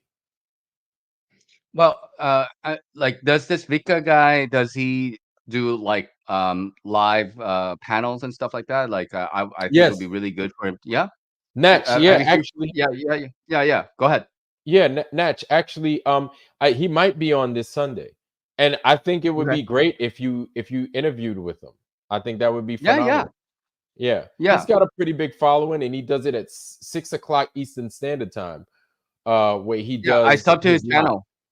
Yeah, so I did sub to his channel. I'll share that his channel with everybody, but definitely will be interested in listening in and see what his thinking process is, and like, obviously this a mechanism was used for celestial navigation of some kind, for like navigating ships and stuff like this. Yeah. And celestial navigation is something that actually I'm interested in these days. I'd like to know more about how it's working, how you look at the stars, and like my assertion or my speculation is that this mechanism was actually kind of a clock that actually understood how the celestial is moving. It's like a like so it probably knew had the gears for the sun and the moon and you know the constellations. My guess is, and then if that is true, then it is without a doubt a sky clock that is actually Yes. manifested in a form of a box Yes. device. Yeah. And it is. And the thing about this Antikythera mechanism is that I would imagine at the same time that there's so much about it that we haven't figured out. And this is why I think it's important that we build, or rather rebuild, this thing, and we get all hands on it, and we just play with it. Just play with it. And just try, and that's the best way to figure something out, is you just Yeah. Treat it like a toy a little bit, right? Play around with it. Put it in the hands of kids and let them figure some things out, or put them in the hands of people that don't even know what the hell it is, and watch them, and just let them figure out what the hell this thing is. It'll help us a great deal, I feel. I saw a video about the Antikythera mechanism where they actually like they went X-rayed it, and then they saw all the gears, and then they actually made recreated the gears into a computer program, and so they understood how everything was like functioning. I saw a video about that some time ago. Are you familiar with this? No, that I have not seen. No. I will share it. This is an Antikythera mechanism explained with Dr. Tony Freeth. I think this is the video. I'm gonna share it in the chat, Yeah. and I'll probably will take a look at it again. But they go into the how the mechanism actually works. So there are other people who are actually also doing this work. Okay. Thank you, Natch. I just went ahead and I stuck that. I just went ahead and I stuck that in my excuse me, in my browser address column. And I'm gonna Yeah, watch that for later. Oh wow, thank you. Now this yeah. thing is amazing. The thing that I'm looking at with this anti-cathera mechanism, I'm just like, how is this different from an astrolab? You know what I'm saying? I'm Yeah. looking at an astrolab and then I'm like, how is this different? I think I need to do a little bit more research and to see what the major differences are, like how it stands out and apart Mm. from the anti or from an astrolab, this anti-cathera mechanism. I'm just like, I'm Probably totally very fascinated. similar to each other. It's just like there are different types of clocks out there. Yeah, So it's kind of probably similar way, like the mechanism of the clock, but like overall intention of how you use the clock is going to be the same, right? mm, But like the way you go about it, there's grandfather clocks, they're like little mechanical watch clocks and stuff like that. But ultimately, it is to tell time, tell time. right? That's right. Yep. Yeah. And welcome, guys. As you guys start streaming in, welcome. I'm going to go ahead and I'm going to greet you guys later on tonight. But as you guys stream in, welcome. And there you go. Look at that, Gonzo Sanchez. You guys are amazing coming into the house, man. Welcome. Make yourselves at home. And yeah, man. When that time comes, you be ready to work, man. Be ready to work. Be ready to contribute. I love it. I can't wait, man. Like this is amazing. A grown man, grown folks. We're a bunch of grown men doing these little projects, man. I love it. I get off on shit like this, man. Like, spend your time however you can go fishing, you can go hunting, you can go watch football, you can drink some beers with your buddies. And your priority is going to always shift and change according to day-to-day activities. Hmm. And it's great to have some kind of a passion in life. And this is one of those little projects that I feel that people can like have a sense of pride in and say like, hey, I see how the mechanism is working. It's like solving a puzzle. Yes. It's a good feeling, when I do a Sudoku puzzle, or when I do like a chess game or something like that, and then if I happen to win, I feel like, oh, that felt all right. I played my optimal Yeah, there we best, go. Yep, optimally. there we go. I was about to say optical, and then I was like, man, I'm way off the mark, man. Way off the mark. Don't Man. trust anything optical out there. This is a mistake that I was making. I was like, yeah, if I see curvature, I'm gonna trust it. Will Duffy got me in a little trap when I had an interview with him. Like, what would you accept as curvature? Would you accept a photo? I'm like, well, I don't know. Would I accept a photo? And then I came around and I had to do like this whole apology video and telling people I fucked up. I said the wrong things. Everybody. Uh, I didn't mean it, and then all the level earthers like, nah, don't say it. Don't say that you fucking accept No. anything optical. I'm like, oh, I'm fucking idiot. Yeah, man. And I tell you, man, like Brenda was going off yesterday with he was like, "You don't know what 8 inches per mile squared is." And I'm like, "Why are you doing this to me, Brenda? What's wrong with you?" I was like, "Brother, you got 10 minutes. Or ma'am, you got whatever. You got 10 minutes, homeboy. And you better figure it out. You better get it together." Because after 10 minutes, I gave him 14 minutes. I was like, "Thanks for being here. You gotta go." But It's obviously, ma'am. these are lies. Yeah, exactly. It's It's ma'am. ma'am. Brenda, man. I didn't want to get on this case. I was like, Brenda, man, come on up, man. Talk your shit. Talk your sass. Go ahead, man. And then I was I, just I like, I just find it so ridiculous that, like, in the near future, potentially in certain states and certain regions within our country, to say the wrong words when you are dealing with the trans individual will land you potentially in jail or fined or something like this. It's like, oh, you didn't call me ma'am. Well, fuck you. You're gonna go fucking, have to talk to my lawyers. I'm like, what the fuck? Like, and then like, what's right around the corner? Like, you didn't call my dog, whatever. Like, you didn't call my a pet a dog or whatever. He identified as a dog, and I'm like, fuck, man. Like, what's going? Where are we coming to? What's happening now? dude, Am I having? we Yeah, are in bizarro world. That's what this yeah, is. We are in it's like upside down world, the upside down, right? Like that thing on the Stranger Things. That's where we at. Where right is wrong and wrong is right, left is right, and right is all of that. yeah, yeah, What a yeah. shitty place to be, man. No, but I mean, at the same time, like, you got to take it in strides, and you can say it's shitty or whatever, but I just have to be me, and then I'm just going to be shrugging my shoulders, like, what did I do wrong? Explain it to me. Let me know what I did wrong. But like, that's the thing. They're gonna try to like get a death grip on you, and they're gonna do like Yeah. a freaking Anakin Skywalker like choke on your like I'm disturbed by your lack of faith, Yeah, of the transgender agenda. yep, yep. And it's funny because that was part of what I was talking about yesterday. I was like, these lies are they're so abundant that they have us like totally confused. And it's like designed that way to where they make us lie to ourselves so much. Well, we can't say this word. Why not? Well, that's a good like you don't even think What? about it. Be like, I can't say COVID online. I can't say that on the Oh, internet yeah. no more. Like, why not? Yeah. Because damn. Well, shit, why not? Yeah. Yeah, I mean, it's just it's a way, it's another form of like obfuscation of human, like, consciousness in the way I look at it. And like, this is something that Raphael and I have spoken about, is the humanist agenda, which is now called the transhumanist agenda, where like the ideal being is that uh man can transform themselves into God.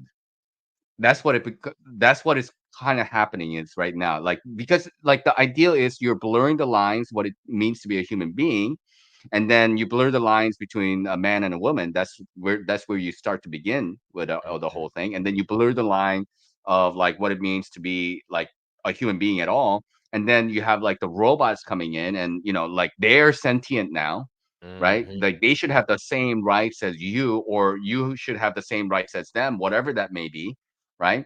And then after that, like the whole idea is like, well, anybody, we're all gods, we're all God. You were born as a man, but now you can become a god, because if you can become a AI robot and you can actually do millions of calculations, the logic behind that is that if we have access to infinite power, right? We can have access to infinite energy and infinite calculation. We can more or less essentially become omnipotent in many ways. It's like there's a TV show called The Devs. They wanted to create this kind of supercomputer that was able to calculate all the various like motions and everything, that essentially, if the computing power is there, if enough energy was there, it could essentially see the future, because everything is like determinism. Whatever we do and think is going to have like a ripple effect of the future, and it can like see into the future if it had enough power to it. So that's like the logical like direction like Mhm. AI and supercomputers and the quantum computers are taking us. Like Gordy Rose is talking about how we can actually go to other dimensions and steal their resources. Like that's what they like. He was talking about that like years ago. Years ago, he's like, with the quantum computers, we could essentially, create a portal and go into other dimensions, and and go into realities that like that exist, that are like us, and go and take their resources. So Oh, by implication, that means somebody else who is further along the line of that technology could come to our reality and steal our resources. What would be the difference? It's like whoever comes first come first serve kind of situation. oh my goodness. Natch, the Dirty Pox just posted something right there in the chat. You see that? Yeah. Yeah, hate speech bill passed tonight here at 10 p.m. in Ireland. We can now be jailed for misgendering someone. Look it up. That's fucked up. And Dirty Oh Pox is a my a, God. a, a good bloke from Ireland, and I do not envy what the fuck is going on over there in Ireland. They got immigrants coming in, Ukrainians coming in, and they got this bill, hate speech bill. Like they want to really like pummel those people down over in Yeah. Ireland. And the Irish people, they should have taken over the world. The Ire people, the Aryan people of that land. I mean, like you guys should put that whiskey bottle down and and fucking just like go wreak havoc. I mean, nobody will fuck around with an Irish guy like who has like a purpose and determination. But like this is Together. for real though, people. I mean, this is like all jokes aside, this is what reality is coming to. And these nations, they're getting it first. Canada, Australia, New Zealand, they're gonna get it first before United States, but don't think it's not gonna come here. That's I mean, come that's on, guys. That's how it works. They use everybody else as a litmus test, see how it works over there, and then they try to pull that bullshit over here. Well, at the Yeah, end of the day, in Canada. American people, Yeah, hold the on to same. your guns. I don't care how Absolutely. archaic that sounds. I don't care how crazy that sounds. Hold on to your pieces, family. Buy your ammo. Just keep buying your ammo, stowing it and storing it. Buy your guns. Hold on to your guns. Buy your ammo. Make sure you clean your guns too, and buy your ammo. Buy the right ammo. Okay.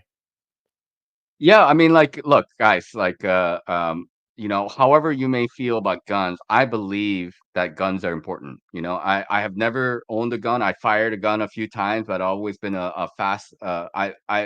I'm like a Second Amendment guy, and as soon as I become like a productive member of society, I'm gonna go shoot.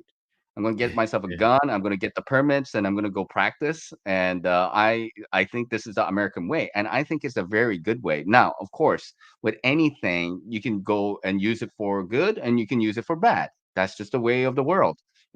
Like back in like Edo, Japan, when samurais carried a sword around, everybody else, including the criminals, could carry swords around. Like carrying a sword around wasn't illegal. It was like okay, it's the Wild West. Not that I believe that Wild West actually existed the way it is, but the idea that everybody is armed is a great thing because nobody fucks around. If you're granny around the corner and she's got a 38 in her purse, and everybody else, like the reality of the matter is like those places where guns are legal have less crime than the places like Chicago and New York City That's and right. LA, you name it. Those places like you got these stringent gun laws about like what you can and cannot do. Do you think that criminals going to give a fuck about what laws that you have? I was like, oh, according to California, you can't have guns with stock and more than 10 bullets in your magazines, and everybody's going to be like, oh, the criminals like, oh, we can't do that. Yeah. It's Criminals are 10 like, oh bullets. man, So oh it's man, a great yeah. discussion. So many great things. I'm gonna clock out because I still have something to finish up. But thank you both Okay. so much, Raph, and hope man, to it's nice continue meeting you. next time and expand upon also all of these topics. And yeah, just very briefly, as a European, but I've also come to understand Second Amendment, and what you said, Nach, is perfectly correct from everything I understand and perfectly logical. But it's the same thing again. No, I'm deferring in this case physical force, which we don't want to use, but it's a safeguard. I'm deferring it to the police. Well, good luck. The police is gonna show up 10 minutes after you got shot. Yeah. But Yeah. if your own granny and the neighbor's mom and everyone has a gun, Yeah. Not that this should be necessary, but some individuals, then like you said, they wouldn't F around. But it would probably also be a lot more difficult to pull off all these MK Ultra Orion Hunter programs, which is also another banned topic up here.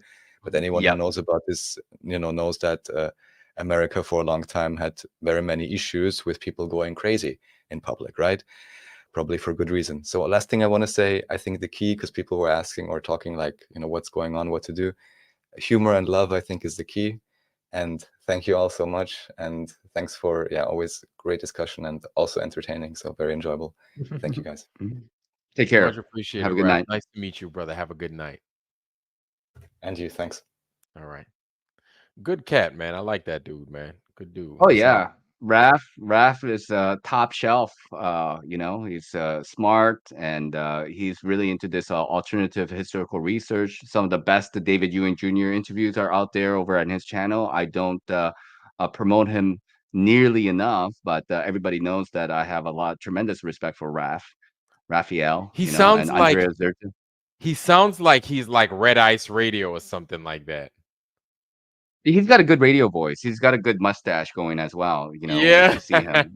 Yeah, yeah, He's like yeah, George yeah, Nuri. He's like George Nuri Jr. yeah, yeah. I like But that, yeah, man. like yeah, so like a lot of good people in this internet space, and obviously I don't know, like America is a very unique country. I'm glad to be Mhm. back, but there with anything, there's always plus and minuses with everything. And I just believe that a lot of eyes are like watching America. Like America becomes like, okay, you guys are the ones, like like if you guys are fucked, then everybody's fucked. Kind of like Yes. that's the kind of mentality that the rest of the world, like the Chinese are like they've already given up. Like we got the social credit system, we 100% embrace it. We can't do jack shit about it. The East Asians are done.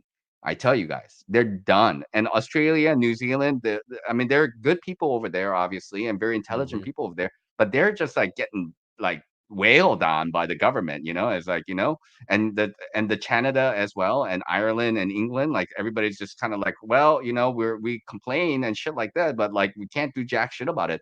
And now everybody's like looking at America, like, what the fuck are you guys gonna do? Yeah, Like, what y'all are we gonna going do to, next? yeah, what are we like? How are you gonna be? And I look at it and I'm just like, well, you know what?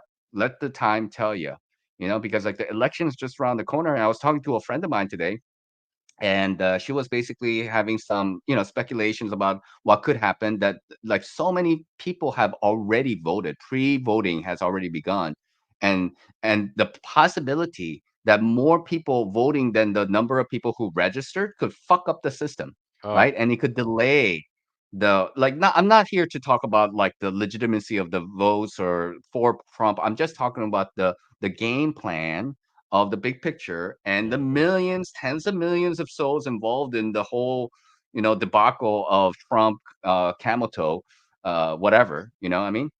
you know, and then the reality of the matter is that they may not mind a little bit of like kerfuffle. They may not Angst. mind, Yeah. you know?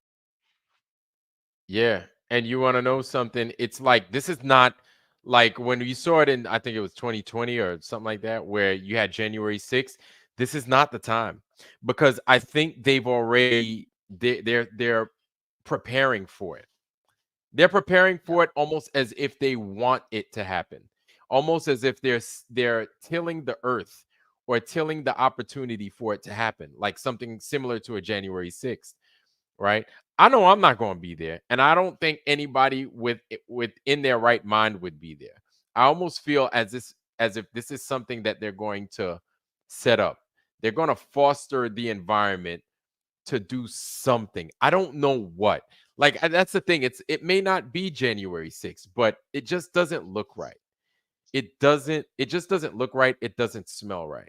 And I think Well, some of it might yeah, have to do with a lot of these illegals that came in south of the border. You know what I'm right? saying? I think it might No, have yeah, to do something with a lot of those military age male men that yep, came in south of the border. Like they're here, they could very well be Blackwater, who knows? Or some, mercenary group. I'm just shooting. I'm just spitballing, right? Or some Yeah, yeah, yeah. mercenary group from a foreign country that's just sitting here. This is why they can't get arrested. This is why anytime they commit a crime, they're put right back on the street before 24 hours is up. Because something is, they plan on for something to go down, and these guys are going to take up arms, and then they're going to go right against us. Like something just don't sit right with me, especially with those motherfuckers, man.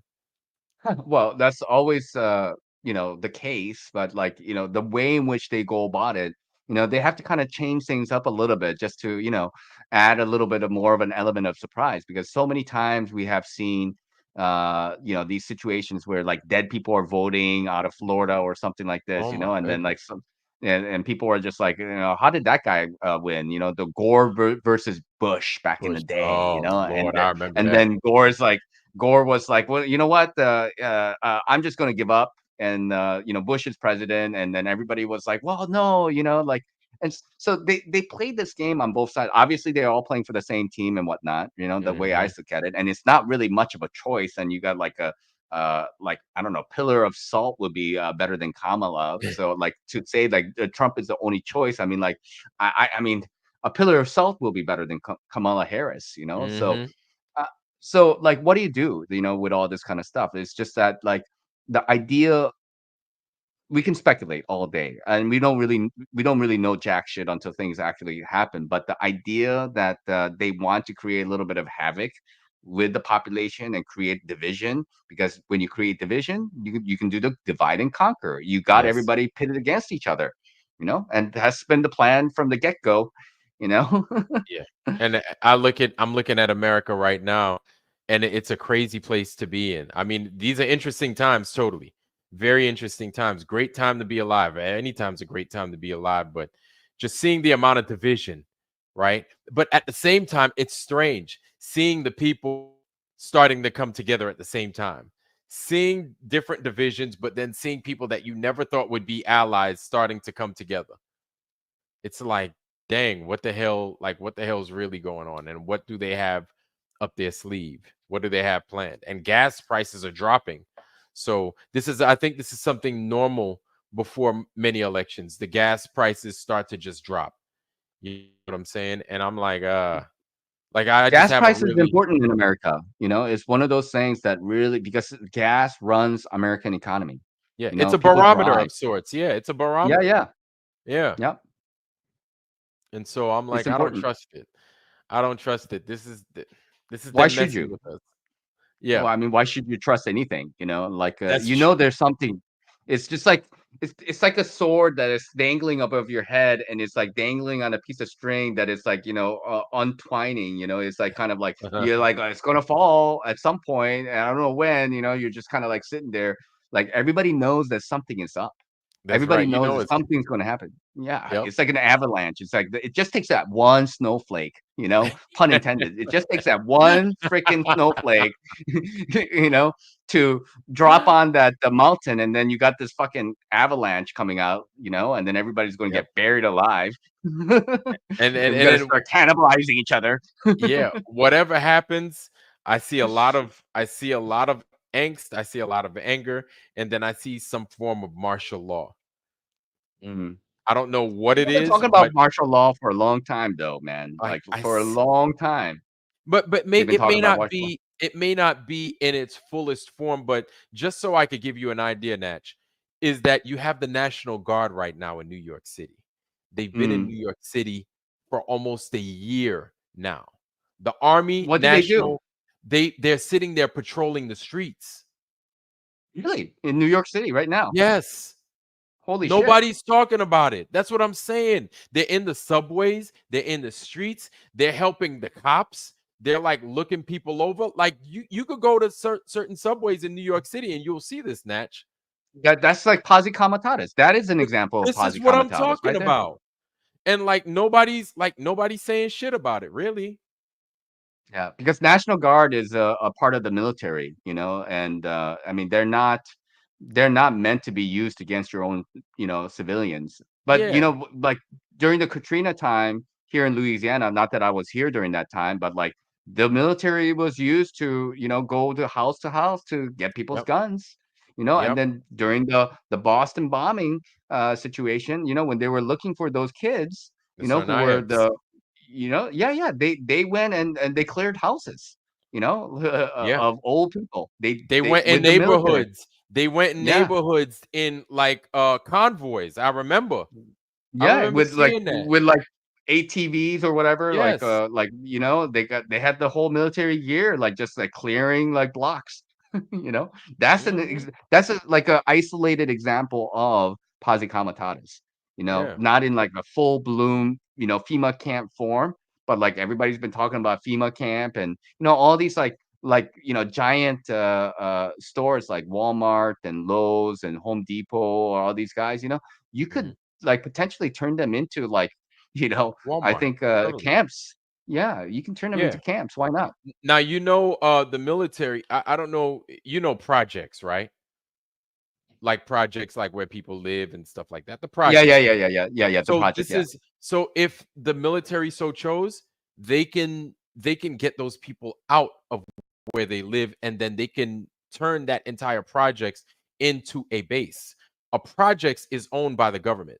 So it's there to potentially house military folk in case the shit hits the fan. Like this is not a joke.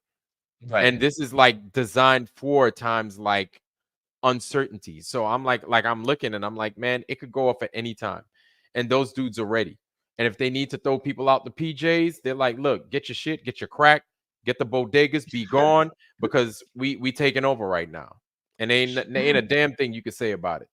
No, it's true. I mean, there's a lot that they could do. What they will do and what people will do, again, we do not know because people are Mm, very volatile and we don't know what's actually going to happen. And I would be surprised as fuck if Trump did not win. Actually, like all indication. But I thought he was going to win back in 2020. Not that I oh my really, God. really, like I thought Yeah. he was going to win back then. So We who woke knows what up the surprise was. we woke up to President Biden and we were like, oh, what? We were like, what do you mean? What are you talking about? How? They're like, yeah, man, he the president now. I was like, wait, but Trump was winning. He was gonna win. But I didn't even campaign. But whatever. That whole game, man, I was like, whatever. That's their game. Let them have it.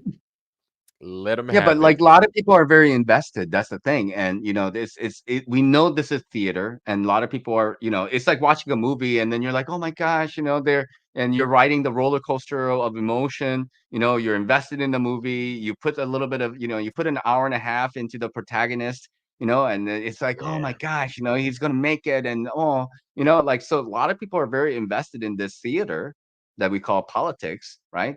And that emotional like baggage is going to like potentially explode if things don't go in the way that people expect it to, right? And a lot of shenanigans because people are already suspecting because there's like conspiracy within the conspiracy, and the conspiracy within the conspiracy is that the white hats and QAnon and Trump is one of your Trump is not, maybe not perfect, but he is our quarterback kind of deal. I mean, like he's got some kind of power, and then those bad guys, they really don't want Trump in the position of power. They don't want it, and that's why they're going to go after him. That's why they're trying to kill him. That's why all these assassination attempt is happening.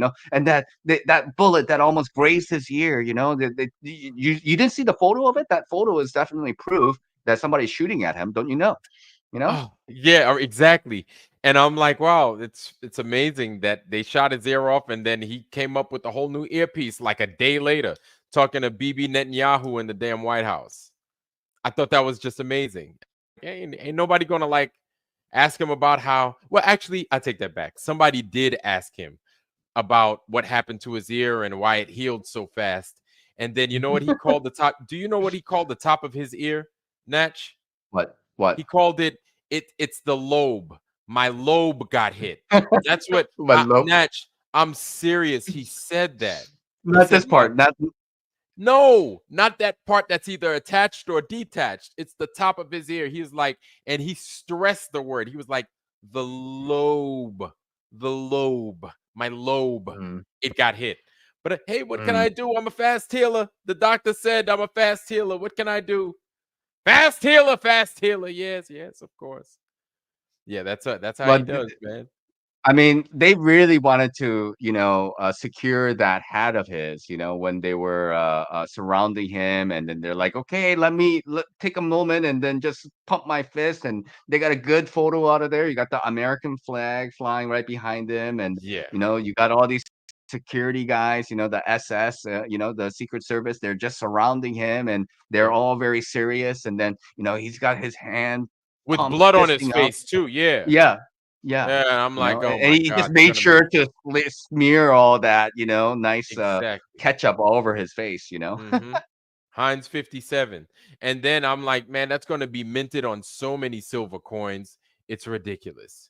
Well, sure. I mean, that's the war cry right there. I mean, like Yeah. Trump, and so I don't know, like the movies, like the Civil War came out like earlier this year, and then you're like, this kind of a uh uh what do you call it, like coup d'etat type of situation, right? Like this is the president, this is the real president, and the North versus the South, but they didn't really make it that way because they added like California with Texas somehow. Like those two states really go with each other, you know? Yeah, right.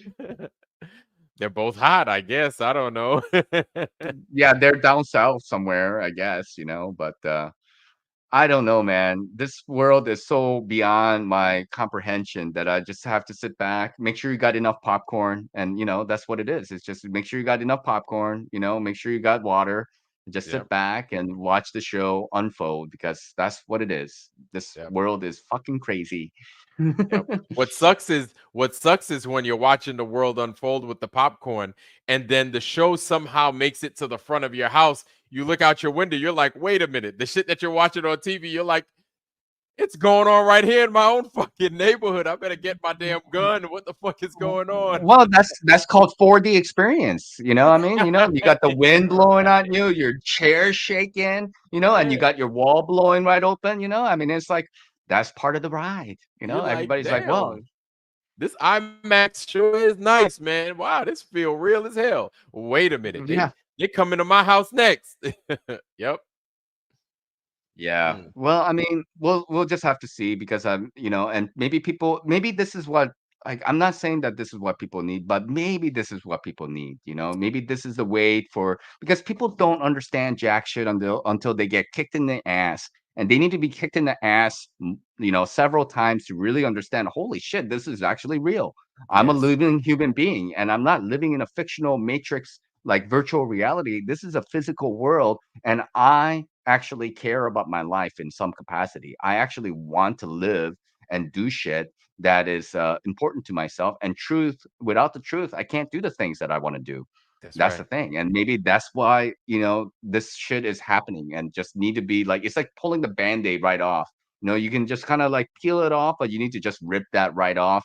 And otherwise, it's going to fester into gangrene and you're going to have to lose your arm. Or do you want to lose your arm? Or do you want to actually pull that off and peel that off and experience a little bit of pain, but then you're gonna understand that your arm is valuable, right? Yeah. No, no, no. I froze up real quick. Yeah, But yeah. no, that's exactly it. And I think a lot of folks are just so spiritually, I'm not and I'm no guru nana nothing like that, but a lot of folks just spiritually are stunted a little bit, to where to them the truth, they're like, truth or no truth, I just need the money. And I'm like, Yeah, no, you need something you need something to take place on the inside first for anything on the outside to positively manifest itself for you, right? And for your environment. Like it has to be done. You have to have the internal work done first. So with all these injustices that we see, all these injustices that take place, I'm like, don't take joy in them. Don't ever take joy in an injustice being committed on somebody that is defenseless, especially, or that doesn't warrant it, right? If they're being punished for something that they didn't do, and they're being killed or harmed, like, don't ever take, you shouldn't take joy in it, because it's only a matter of time before those people that's doing that are committing those atrocities on those folks, they're going to turn around. And especially if they're a very powerful group, they're going to turn around and they're going to look to commit those same atrocities on you. It's only a matter of time. It's always only a matter of time. So don't Yeah. take joy in it, and don't sit there and just ignore it like it's not happening, Yeah. because that's how it always turns out. When it starts happening to you, that's when you want to come to action. That's when you want to do something. But by that point, it's too late. Yeah, and that's the thing, and these people are so good at strategy. They understand, like, okay, we go. It's like, let's not spook the herd, but let's pick them up, like one by one, and Yep. segregate them this way and that way, and then so by the time you like come to the realization something is up, like you're already isolated. You know what I mean? Exactly.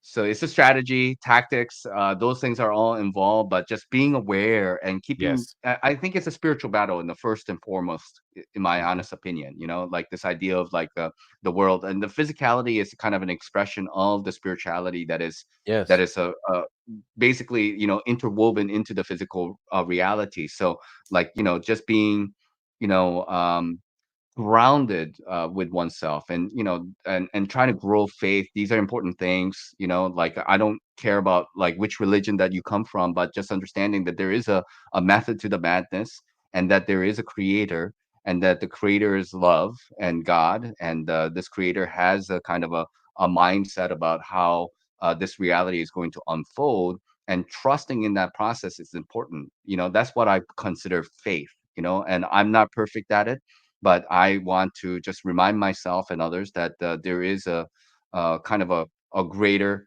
force at play here, and I can only submit myself to that, Yeah. and so, you know, and then just like allow the chips to fall where they may, and then hopefully, if the grace of God is there, that things are going to work out. But because we can't plan for everything, that's just saying, like for like Yeah. like biological terror attack or chemical warfare or something like that. Like you can, even if you created the underground bunker with 15 years of food, that doesn't guarantee you more time. You know what I mean? Yeah. There's a lot of things at play here. Yeah. You- And then there are a lot of things that we need to experience too. And yeah, so it's one of those things also that they know that we're so many of us are so entrenched with this physical reality that we didn't do a lot of, many of us still, me included, haven't done enough spiritual work. So they can yeah, get us. They can get us and they could get our minds, and it's so easy to manipulate our minds. And once they yeah, get your minds, everything else is just, it's within reach for them. And then when yeah. they're at your doorstep ready for you, like you're caught off guard and you're defenseless, because it's that internal work. And the internal, like, people think the outside stuff is hard. It's the stuff on the inside. It's kind of like what you said, submitting, right? Yeah. um and being honest with yourself. That's like one of the biggest hurdles to overcome, and just dropping the ego, and being the humility of it all. And so, like, of course, coming into the true earth, the flat earth, and admitting when you're wrong and shit in front of multitudes of people, or how you were wrong, and how you may have, mischaracterized something or misjudged someone, and just admitting things like that. Like, it requires a lot of fucking intestinal fortitude or testicular fortitude in order to do stuff like that. But if you're not doing the internal work, man, that outside stuff is going to get you every single time. And I mean, for me, I'm not anybody special, so I'm susceptible as well. well, no, of course, but I mean, like for me, it's not difficult per se that to say that I've been wrong or I am wrong about something. Like it's more difficult for me to say something and try to like live with it, and then I'm just gonna let it sit, and then be like, okay, I'm gonna just let it pass. So hopefully it will just like slide. Like it's going to Uh-huh. like drill into my brain and be like, fuck, like I need to deal with this. I need to like address this. But Yeah. that's the way I am wired, and so it's actually less of a burden to me to just say like, "Hey, I was fucked up. I said something that I didn't mean to say, and I was not accurate or whatever." And then I'm like clear of this conscience, and it doesn't drill at me, and I can actually sleep well at night. But that's the way I'm designed. Maybe Yeah. that's not the way other people are designed, and maybe that's like for them easier to just try to let it slide and shuffle everything under the carpet. But the reality of the matter is, like, there is a Akashic record it's not only the internet, it's the fact that everything that we have thought and said is all stored up there. It can be Mm. accessed, and we're going to have to deal with it, in the pearly gates. Someday, when we go and then meet the big guy, I think we're going to have to be like, addressing all the shit that, Oh, that we had to account for, and then being like, Notch, do you remember, this day, October the 29th or 2024, you said this to this person in this way. I'm like, what do I yeah. get? You Exactly. You're know? like, oh my God, like you're gonna bring that up. You're like, oh, there's more than that. We just getting started, Yeah, yeah, baby. yeah, yeah, yeah, yeah. And Exactly, exactly. yeah, man. Oh, this life, man. Well, Natch, Yeah, bro, I really appreciate you having me on, man, and all of it, man. All of it. But yo, absolutely. real talk. Um, you're already in the chat. And family, I'm gonna go ahead and I'm gonna go ahead. Notch, I don't know if you left the thing pinned to the top, but I'm gonna go ahead and I'm gonna drop it once more. There it is. Okay. Yep. Um, for the Antikythera team. So Vika, like I said, he does his shows typically on Sunday at around 6 p.m. Eastern. So it's probably going to be around 5 p.m. your time, right? Okay. 5 p.m. Central or so, something like that. So yeah, that's him. Like, look, get with them. You're already in the group, right? You're already in the Antikythera group team. So get with them. I know he would love to have you on, man. And like, yeah, I think that would be an amazing show. That would be an Awesome. amazing show. Totally. Well, the stars will line up, and I just believe that things will happen exactly when they should, and we'll just have to be patient to allow things to unfold, as they will. So, it's always good to have you. Great talk, Vlad, and I hope you have a good rest of the night. It's getting late over there. It's getting late over here. It's getting close to my bedtime. So I'm gonna say good night for today. All right, brother. I appreciate you, man, and much love, man. And everybody in the house, hey, I appreciate y'all. Thanks for being here. We really appreciate you. I know I really do. And thanks for having me, man. You guys are always a pleasure. I really appreciate you. Like I always say, man, health, wealth, love, joy, prosperity, most of all, wisdom. I love you. You guys, I'm out. Not, I appreciate you, brother. Peace. I appreciate you All guys too, right. family. All right. Have a good one. All right, everybody. Well, today that will conclude my show, and great. Always good to have Raphael up here. Vlad, it's been a newer member of our program, and it's good to have him up here as well. And tomorrow, I will be having, hopefully, a voiceover guy whom I was talking to Raphael about, who was in the army during the Iraq War, and he was assigned to secure the Stargate. So he's going to talk about his experience, and my conversation with Raphael reminded me about that. And then I was like, oh, I'm in touch with this guy. So I asked him today, like, hey, do you want to come on to my show? And then he said that he had time tomorrow. So I look forward to it. I hope he's got some photos and receipts that he wants to share.